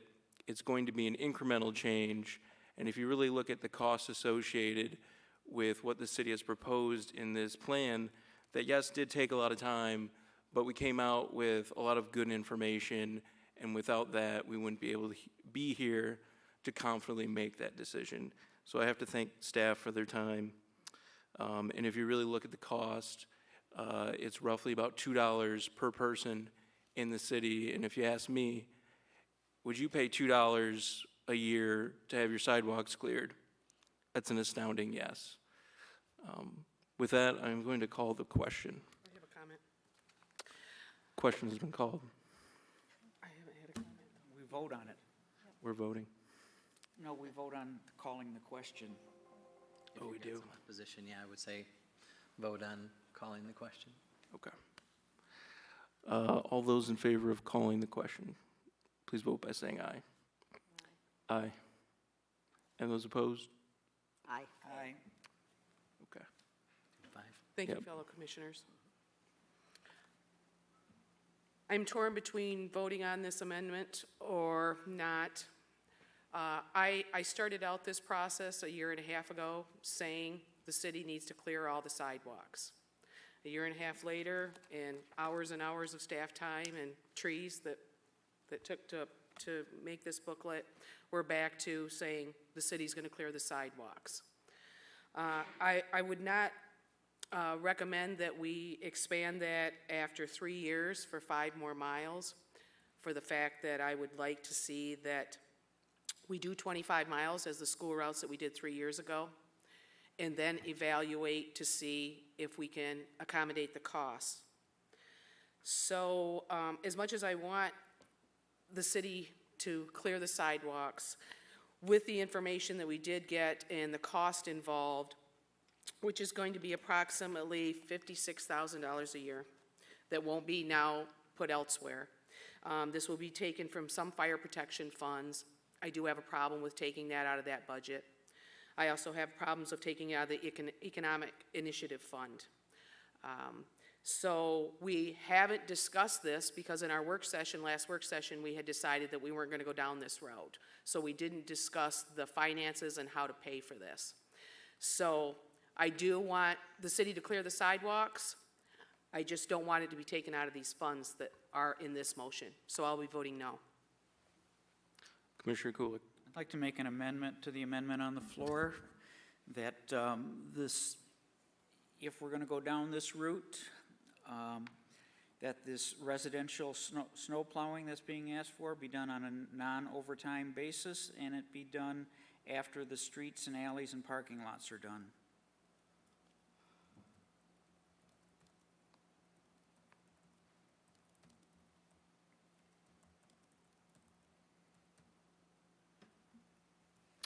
We have an emotion on the floor. Is there a second? Second. Seconded by Commissioner or Vice Mayor Gillis. Any discussion on the amendment? Commissioner I Ling? just have a repetition of the amendment. It's not done on a non-overtime the sidewalk plowing be done on a non-overtime basis, only after streets, alleys, and parking lots are completed. I have a question for Manager Ridley, actually. When we currently clear the sidewalks for the school route, is that done on a non-overtime basis and after streets and alleys are done? Typically it is. Those are the general guidelines we use, and that's the guidelines we used when we came up with these numbers for you.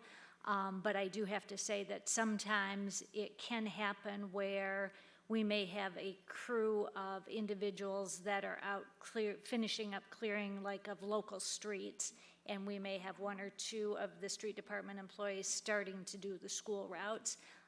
So there are times when they happen somewhat simultaneously, but the general guideline is streets, alleys, and parking lots are done first before we start before we start sidewalks, and that's what those numbers were based on. I'd like to offer a friendly amendment that would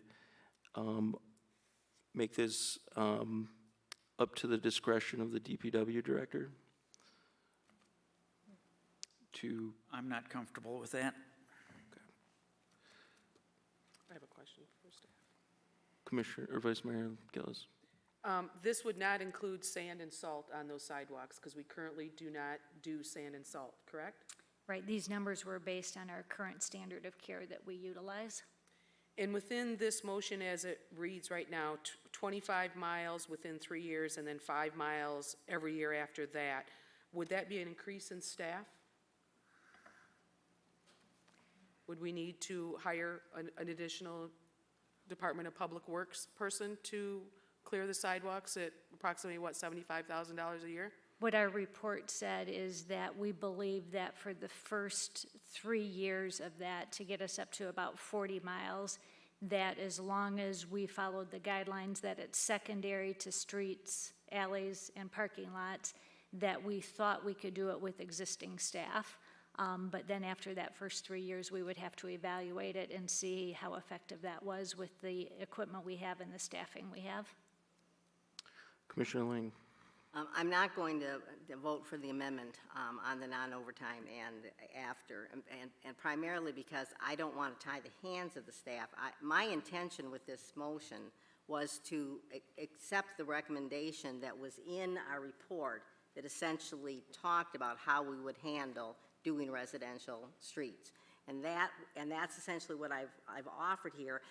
My intent is the rest of the details and in that proposal, and that involved that it would be done after the streets and alleys, and it also involved at the end of 3 years, when we can no longer do it with the current staff, it would be reevaluated, and it would come back to the commission, and the commission would then decide whether or not to go forward if it involved adding staff. And that's my intention in this motion, is to accept the proposal for the clearing of the residential districts in the way in which it was proposed in this report. And I think that includes doing an evaluation and giving the commission the right to make that decision if at some point we need to be adding staff. This is not intended to say we're going to add staff. Vice Mayor Gillis. I would like to make a friendly amendment that after 3 years, we do another evaluation to see if we want to expand those miles and if it will incur another staff at $75,000 a year. Okay. Point of order. Right. I think don't we have an amendment on the floor? We have an amendment on the floor. Right, of a completely different nature, and so I think we probably need to vote on that separately from a third motion. If you're trying to add something to the end of the original motion, which I think Commissioner or Vice Mayor, you were just trying to do, I would say wait until this amendment gets passed, and then if you want to make an amendment to the original motion, at that point you could do that as well. So if I want it to be evaluated after 3 years to see if it constitutes additional staff, I'd have to do it after it passed. No, you'd have to do it after the amendment. Right now, we're after actually the talking about amendment an amendment, passed. but then you could make an amendment that would do what you just said. Is there any other discussion on the amendment offered by Commissioner Kulik to do the sidewalks on a non-overtime basis after streets and alleys have been completed? And parking lots. And parking lots. Seeing no other discussion, we'll vote on the amendment. Those in favor of the amendment, please vote by saying aye. Aye. Aye. And those opposed? No. Nay. So that motion fails 3-4. Okay. Who were the four that, just so I make sure we get I believe it 4 was no's? Perschbacher, Lalonde, Kathy, and me. Okay. And now we're back at the original motion. Vice Mayor Gillis.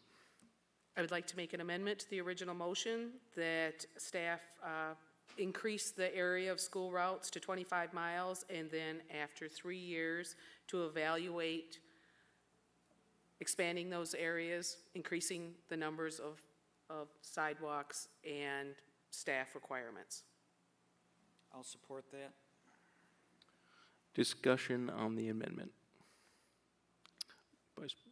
I can support that amendment. As I said, I think that that's consistent with the report that we got. The report indicated that at the point at which we would need to be increasing staff, that it would come back to the commission and we would discuss, not we, because I'm not going to be here, but the ones who are here in 3 years will discuss whether or not we want to continue with it if it involves the addition of staff. So I don't have any problem with that amendment.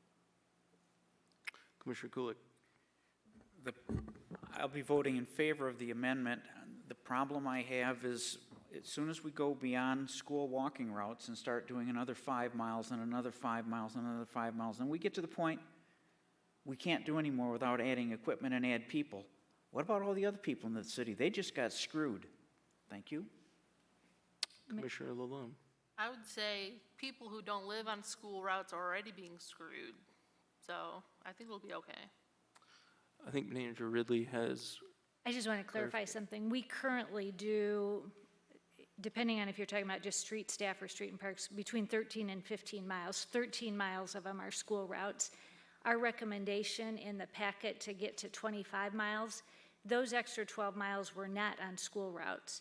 Those extra 12 miles were to start to expand that grid outside of the school route area.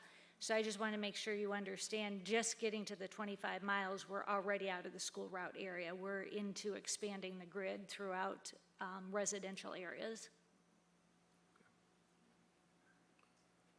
any other discussion on the amendment offered by Vice Mayor Gillis? Seeing none, all those in favor of the amendment, please vote by saying aye. Aye. And those opposed? The amendment passes 7-0. We are on now the original motion offered by Commissioner Ling. Is there any other discussion on this motion? Commissioner Kulik. It's the motion as amended by Commissioner Gillis, not the original motion. Right, thank you. Could the clerk please reiterate the motion, just so that we all know what we're voting on, please? Would you like to have a copy? I've got, Oh, okay. a copy. And I'm going to try to tack on this amendment at the end of it, I guess. So it would be that the city expand the current map of sidewalk snow plowing done by city staff to 25 miles within 3 years, and then add at least 5 miles a year, with the goal eventually covering all or most of the sidewalks in residential districts. That the funds to pay for the operating costs for the proposal be covered from an increase in fire protection funds that the city will be receiving through state grants as recommended by city staff, and that the cost for the equipment needed come from the Economic Initiative Fund and or the general fund balance as recommended by staff. And then after 3 years, there will be an evaluation and determination if further staff would be needed to continue.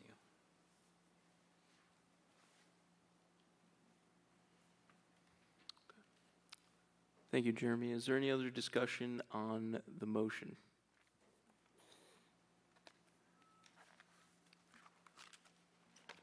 Seeing none, I guess we'll move into a vote.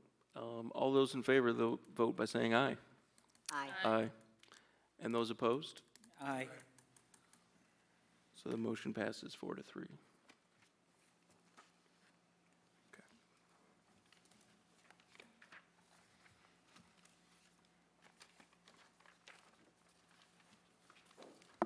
All right, on to our next topic.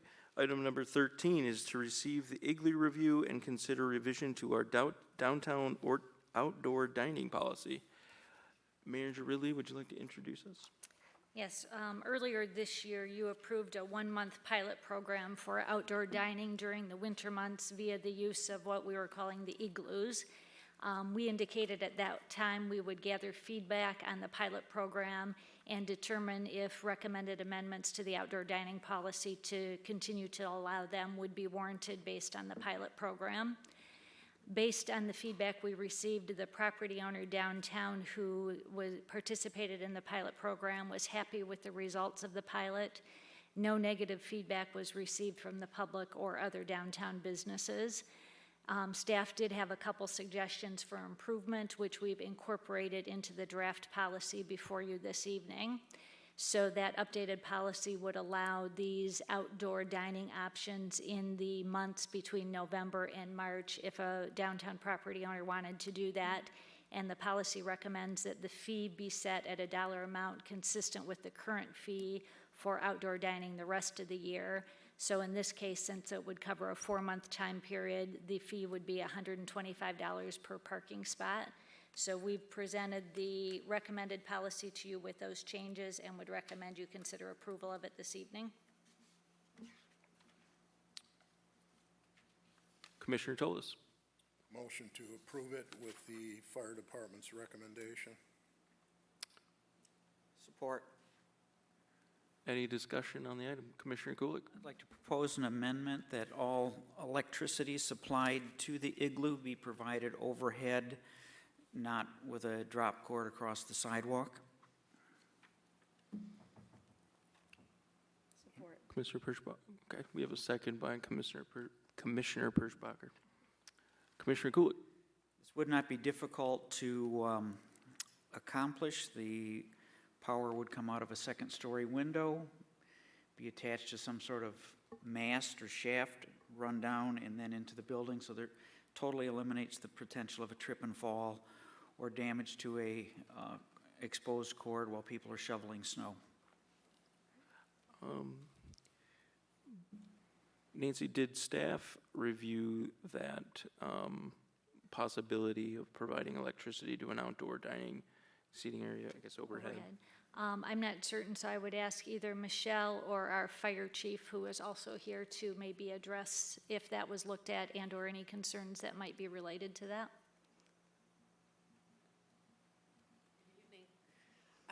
No, we didn't take a close look at it. We certainly can. I'm not sure it would be possible in all scenarios, as window placement is a little different. Sometimes those will be residential apartments, sometimes they'll be offices, but it's something that we can certainly look at. I think for the question, it was, did we look at the electrical supply, and there was a part in that where it spells out that it has to be, if it's going across the sidewalk, there has to be guarded ramp. Cord cover. Yeah, but the question was, did we look at making it, requiring it to be overhead?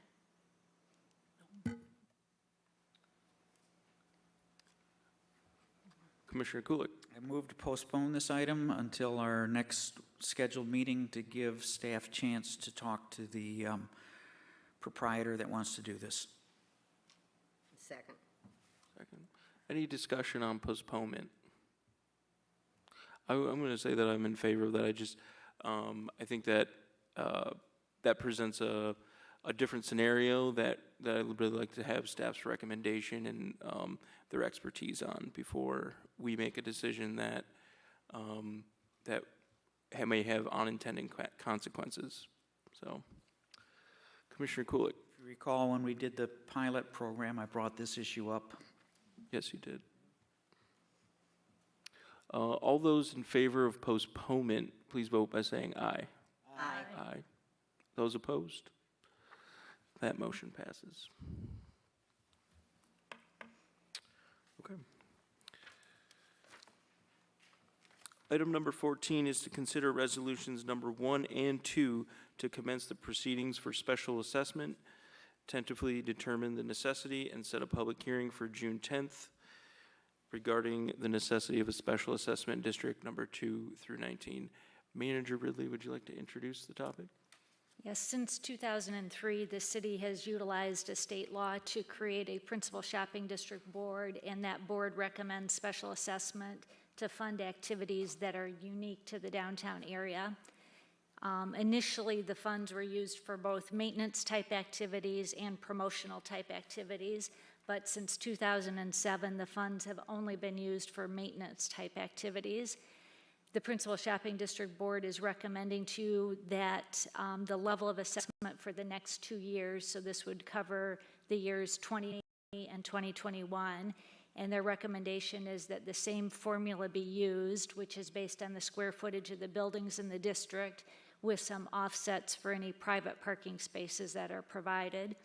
And the funds from the special assessment provide funding to do the snow removal in parking lots and the sidewalks adjacent to those parking lots in the downtown, grounds care, including the hanging planters, utilities, and annual power washing of the sidewalks.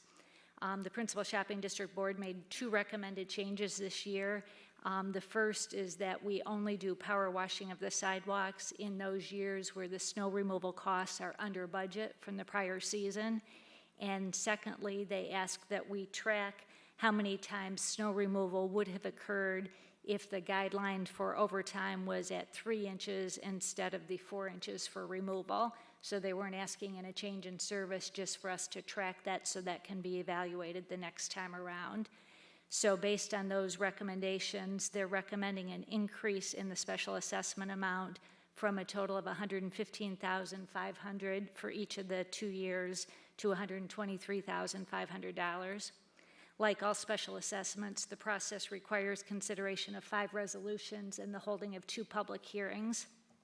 So we're recommending tonight that you approve the first 2 resolutions, which tentatively deem the necessity for the assessment and set a public hearing for June 10th. And assuming those are approved, individual notices go out to all the property owners to invite them to that public hearing. Commissioner Kulik.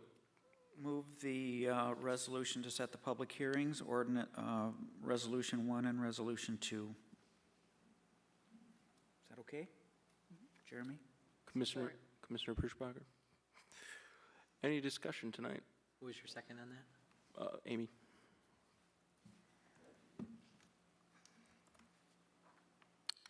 Seeing no discussion, I guess we'll move to a vote. All those in favor, please vote by saying aye. Aye. And those opposed? And the motion carries 6-1. On to item number 15, is to introduce an ordinance to temporarily prohibit recreational marijuana establishments under initiated Law 1 of 2018 and Law 1 of 2018, the Michigan Regulation and Taxation of Marijuana Act, and set a public hearing for June 10th on the same. Manager Ridley, would you like to introduce us? Yes, as you know, this law that passed in November gives local municipalities the opportunity to decide if each municipality wants to allow recreational establishments in their community that grow, process, test, transport, or sell recreational marijuana. Many similarities in the law. There are many similarities in the law to medical marijuana, which, as you know, we discussed in depth throughout last year, but there's also many differences in the recreational law. The most immediate primary difference is that under the medical law, a municipality had to opt in to allow facilities to open in their community. Under the recreational law, it's the opposite. The municipality must opt out if it decides it doesn't want recreational facilities in their municipality. Like the medical law, though, the local municipality can set some limits on time, place, and manner for the establishments. Under the approved law, the state had until December of 2019 to issue the regulations and the processes for the licensing of these facilities, and intended to follow the same process like it did for medical marijuana. And we developed our timeline for your consideration based on that December timeline. Earlier this month, we learned that the new state marijuana regulatory agency is actually working toward issuing the first regulations in the month of June, and maybe being ready to accept applications as soon as September. Assuming the city of Mount Pleasant decided we want to allow recreational facilities, there's just simply not enough time between now and September 1st for you to have the policy level discussions, draft the ordinances related to the time, place, and manner restrictions, and take them through the necessary public hearings and approval process about the Planning Commission and the City Commission. And if we don't have ordinances in place by the time the state starts accepting license applications, we could be in a situation where recreational establishments could get licensed to open in our community without any input whatsoever from us on the time, place, or manner where those might open. So therefore, in order to allow you to have the appropriate time to consider this important topic and make those decisions on time, place, and manner, the city attorneys drafted the ordinance for you to set a public hearing tonight, and that ordinance would have us temporarily opt out of allowing those recreational establishments, and therefore give you the appropriate time to have the discussions about whether you do want the recreational establishments and if so, what kind of restrictions you would like on them locally. So we recommend that you set the public hearing for June 10th on this ordinance to temporarily opt out, and at any point that ordinance can be repealed to opt back in. We're also looking for your guidance this evening on what kind of timeline you would like us to follow, as we've drafted 3 of them in the packet about when you might want to start having these discussions based on when the state regulations will be issued. So we would like your input into that so we can schedule those work sessions and do the research appropriately. Commissioner Kulik. Move to introduce the ordinance and set a public hearing for June 10th. Commissioner Toles. Support. Is there discussion? Commissioner Kulik. Just for the folks that are out there, this doesn't mean that we're opposed to it. It means that this is a big decision for the city.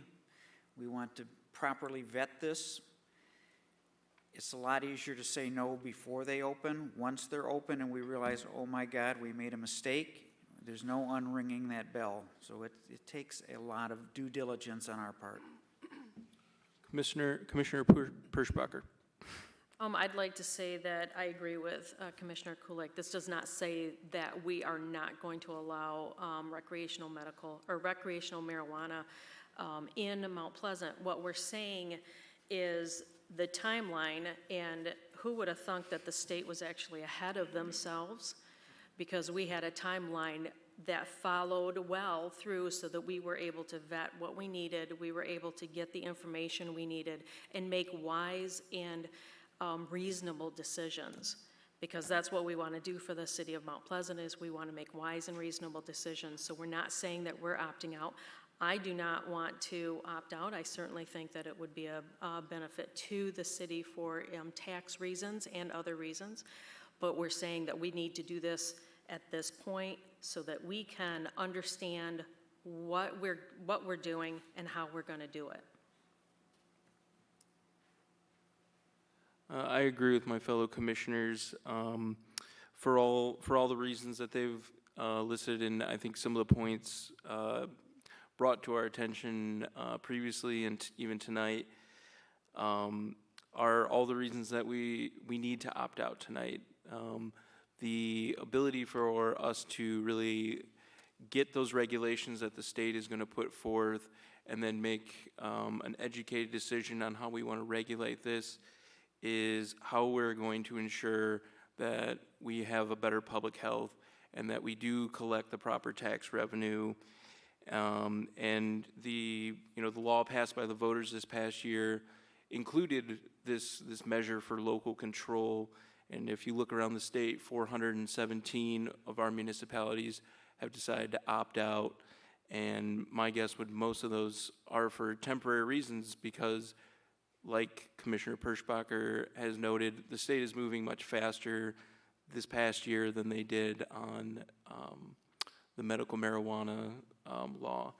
And there are significant differences and big questions about how it's going to be regulated. Well, the law is much different than the medical law. So I think it's wise for us to opt out at this moment.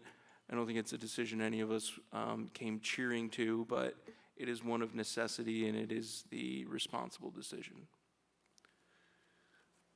Commissioner or Vice Mayor Gillis. Just a clarification for the public.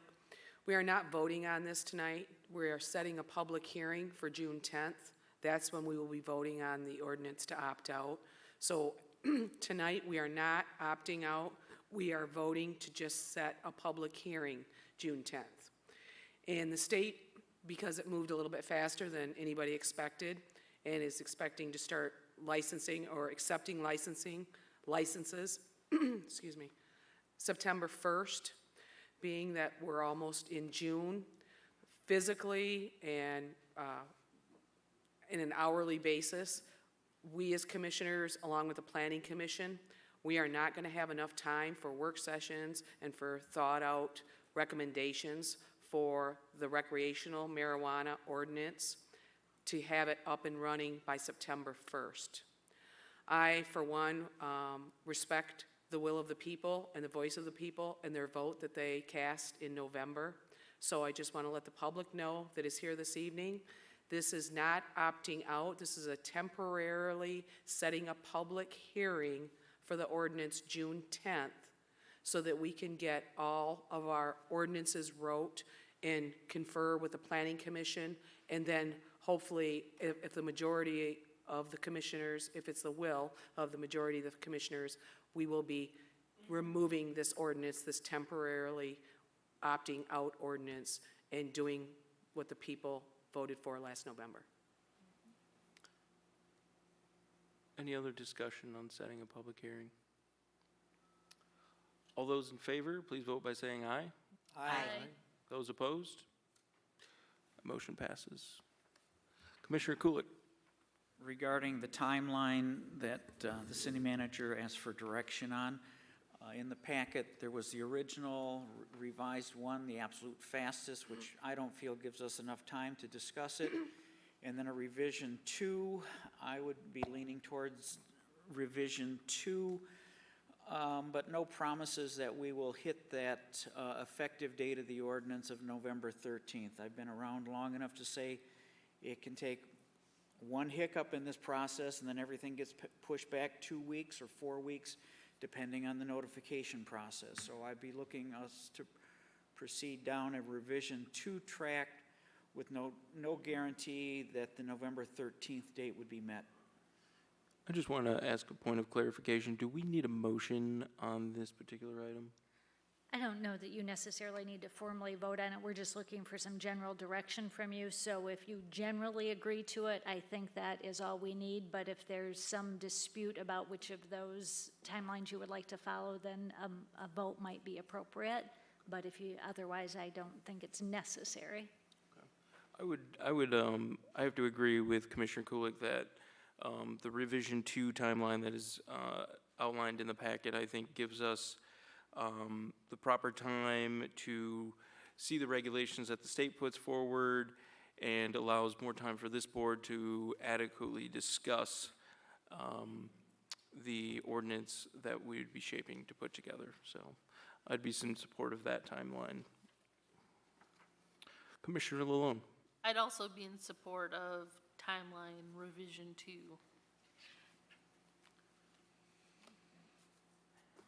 Is there any other discussion by commissioners on this topic? Seeing none, I think it's safe to say that we are going to direct staff to follow the timeline outlined in revision 2 as closely as possible. So, with that, do we have any announcements on city-related issues or new business?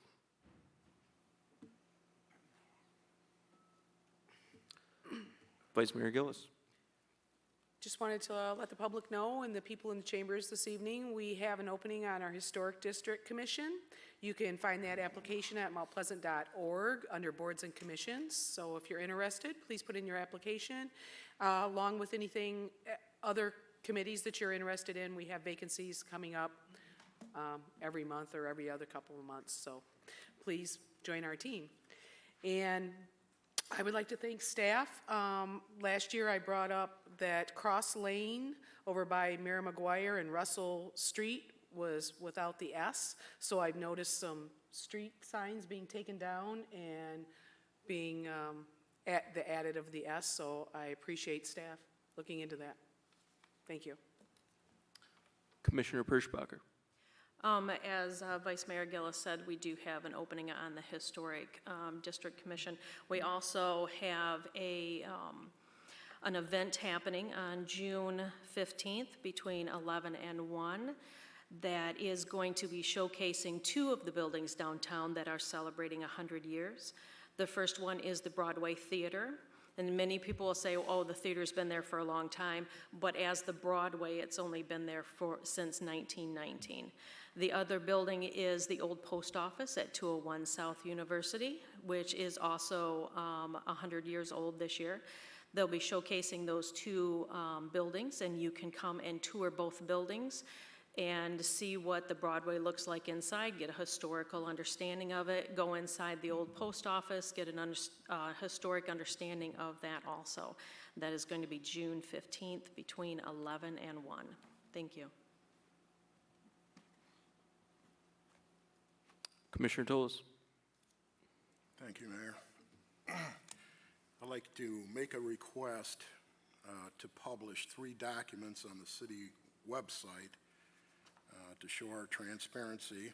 That would be the quitclaim deed of 2011 between the city of Mount Pleasant and the state of Michigan. I'd also like the cost spreadsheet from the regional center property. And I also like the title opinion that was done in 2011 on this property when it was purchased.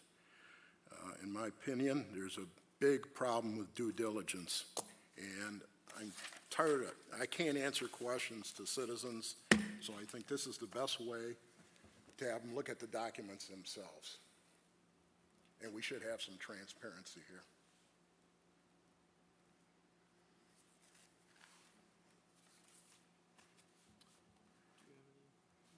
I'm looking for general agreement from the commission. Usually that's what we do when we have those kind of requests. Pete, can you repeat the 3 documents that you are requesting to be published?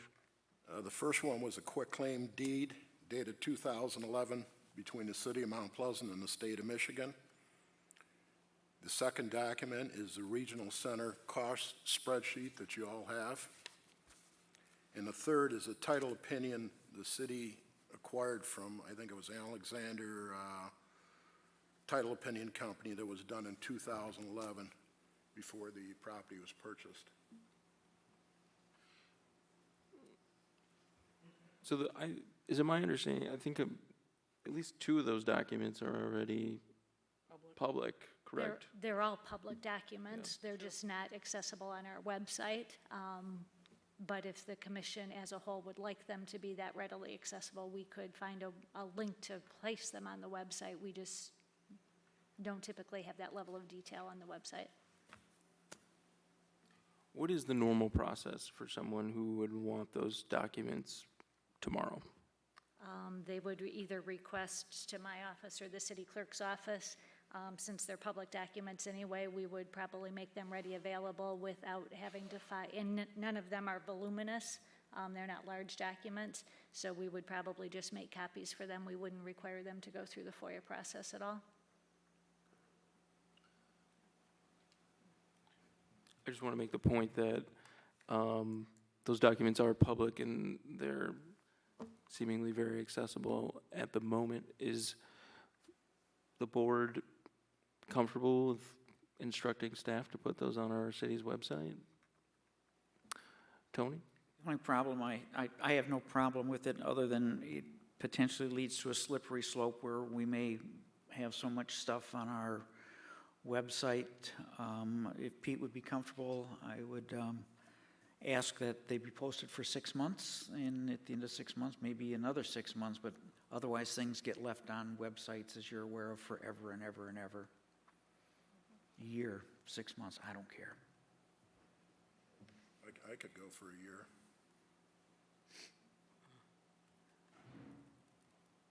I'm okay with that. I've also had questions on these topics, how much we put into the regional center.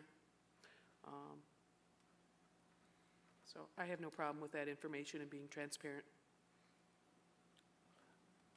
Commissioner Perschbacher. I'm a little confused here because these are public documents. They're easily accessible. All you have to do is come to the City Hall and request them.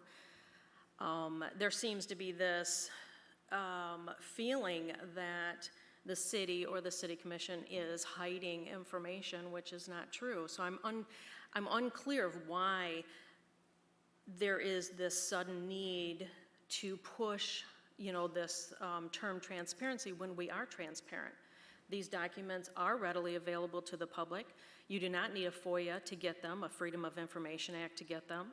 We are not hiding any information here, so I'm not understanding why there's this sudden urgency to press this forward to the public when it's already there. I have no problem putting them on the website if that's what we want to do, but they're already there. They're already available to the public. So I'm not understanding this. I agree with Commissioner Perschbacher. I'm kind of, would Commissioner Toles and Vice Mayor Gillis like to elaborate more on the concerns that they're receiving?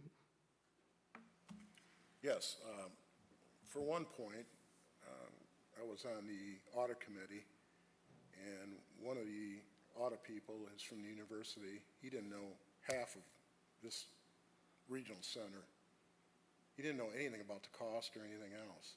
I stood out here as a private citizen about 9 or 10 years ago, told them it would be a bad idea to buy this, and they were content that they could do all the remediation and demolition for $1.2 million. And it's on record. I told them you'd be close to $6 million, and everybody thought I was nuts. Now it's close to $6 million. And you're saying, yeah, it's a public document, but you have to FOIA it, number one. Or you have to go to the courthouse like I did and go look it up at the Register of Deeds. Why should a taxpayer have to do that? The taxpayers paid almost $4,000 for a title opinion, so it's paid. All this stuff is paid. Why not put it on the website and let everybody look at it, the citizens, and make their own decision on it? What are you trying to hide? I just want to make the point that I think we've heard from staff that a FOIA is not necessary to get those documents.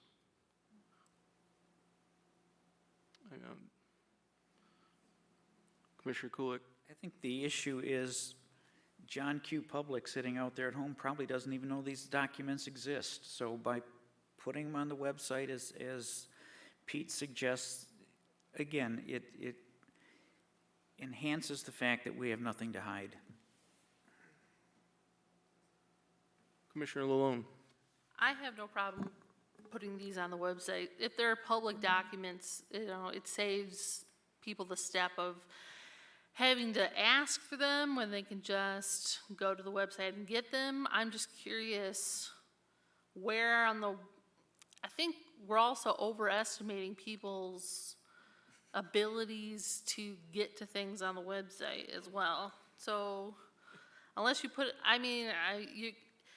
if we're making it public, it'd be just as bad if we put it, you have to click through 5 different pages to get to it. So I think the idea of having it on there for a year and maybe making it prominent somewhere so people can actually find it when they go to the website would be a good idea. But, yeah, so that's what I think.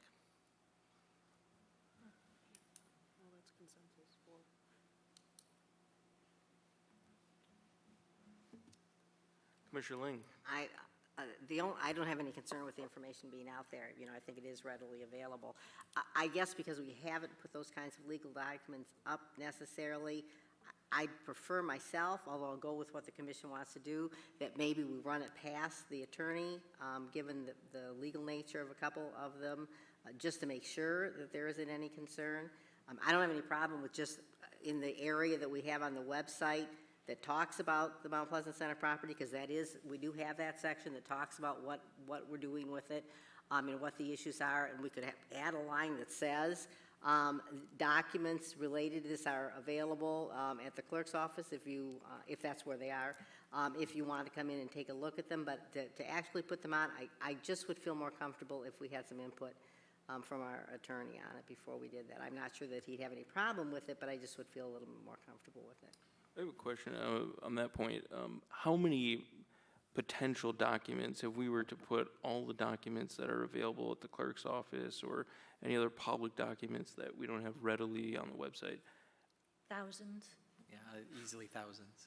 And I guess that's my point, is that, I don't have any problem with having these documents available, and they seem to be very available as they are. And obviously, we're in the culture of, if I want to look at something, I should be able to just go online and look it up. But we are potentially putting staff down a rabbit hole of putting thousands of documents on a website. And I know that that's not what's being proposed, but if we put 3 documents on there, why not 5 next week, right? Commissioner Toles. With all due respect, I'm only requesting 3 documents. We already had an attorney's opinion when I brought this up on the deed, okay? And we've been instructed by city that we can't discuss it with anybody else. Because it's privileged. And I don't know how it's privileged, because we're not being sued by somebody. The city's not suing somebody, the other individual's not suing the city. We're not purchasing a piece of property. We're talking, we already purchased a piece of property. So I don't know what the problem is. You don't want to be transparent? That's fine. But I think, in my opinion on this matter, is that when you have a confidential legal opinion, that you're getting advice from an attorney that is advising you that, hey, this is not public information, and you should treat it as such, even if that information is, in your opinion, benign. I don't think any of us here are legal experts, and you don't know how that information could be construed by a third party.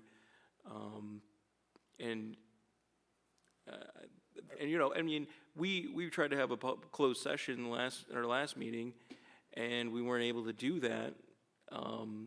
And that would have been an opportunity to discuss, the further meaning of those legal opinions. And I think in the future, we will have another opportunity to do that. So, Vice Mayor Gillis. Being that these are public documents and they're being asked for by a fellow commissioner, I do think it would prove to be helpful to citizens that may ask us questions, that we can refer them to the website. If you want to look at how much we've spent so far on the Regional Center, we have a page on the website.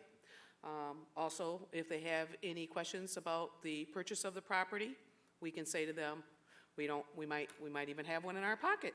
But if we don't have a quick claims, the title in our pocket, we can say that's in our website. I don't think this is harmful in any way, shape, or form to put 3 documents on the website for such a large parcel that we have invested in with taxpayer money, that they should be, if they want to have that information, it should be readily available. And being that a fellow commissioner is asking us to put those 3 documents, maybe no more than 10 pages on the website, I think we could accommodate that for our public to look at. Commissioner Perschbacher. I'm not saying that we shouldn't put these documents on the website. What I'm saying is I do not approve of the way the commissioner told us is saying that we are not being transparent, which is not true. These documents are public. They have always been public, and we're not holding anything back. We're just saying, is it worthwhile putting 3 documents on the website? I don't have any problem with that. I would prefer that we not create an image of the commission as being withholding of information, because that's not what's happening here. Commissioner Kulik. If the spreadsheet is put on site, I think it's on our website, I think it's important that we put a disclosure on there that those numbers are through a date specific, because theoretically that's a fluid document, and I look at it today, and 2 months from now the city expends more money out there, that number is subject to change, so it needs to have a as of date on it. Commissioner Lalone. Is it up to the discretion of the city to decide what goes on the website and what doesn't? Because I feel like we put a lot of stuff on the website. Does the city have a policy, like an online policy about that sort of thing, or is it just kind of whatever we think is important? Generally, the way we've handled it in the past is it's determined at the staff level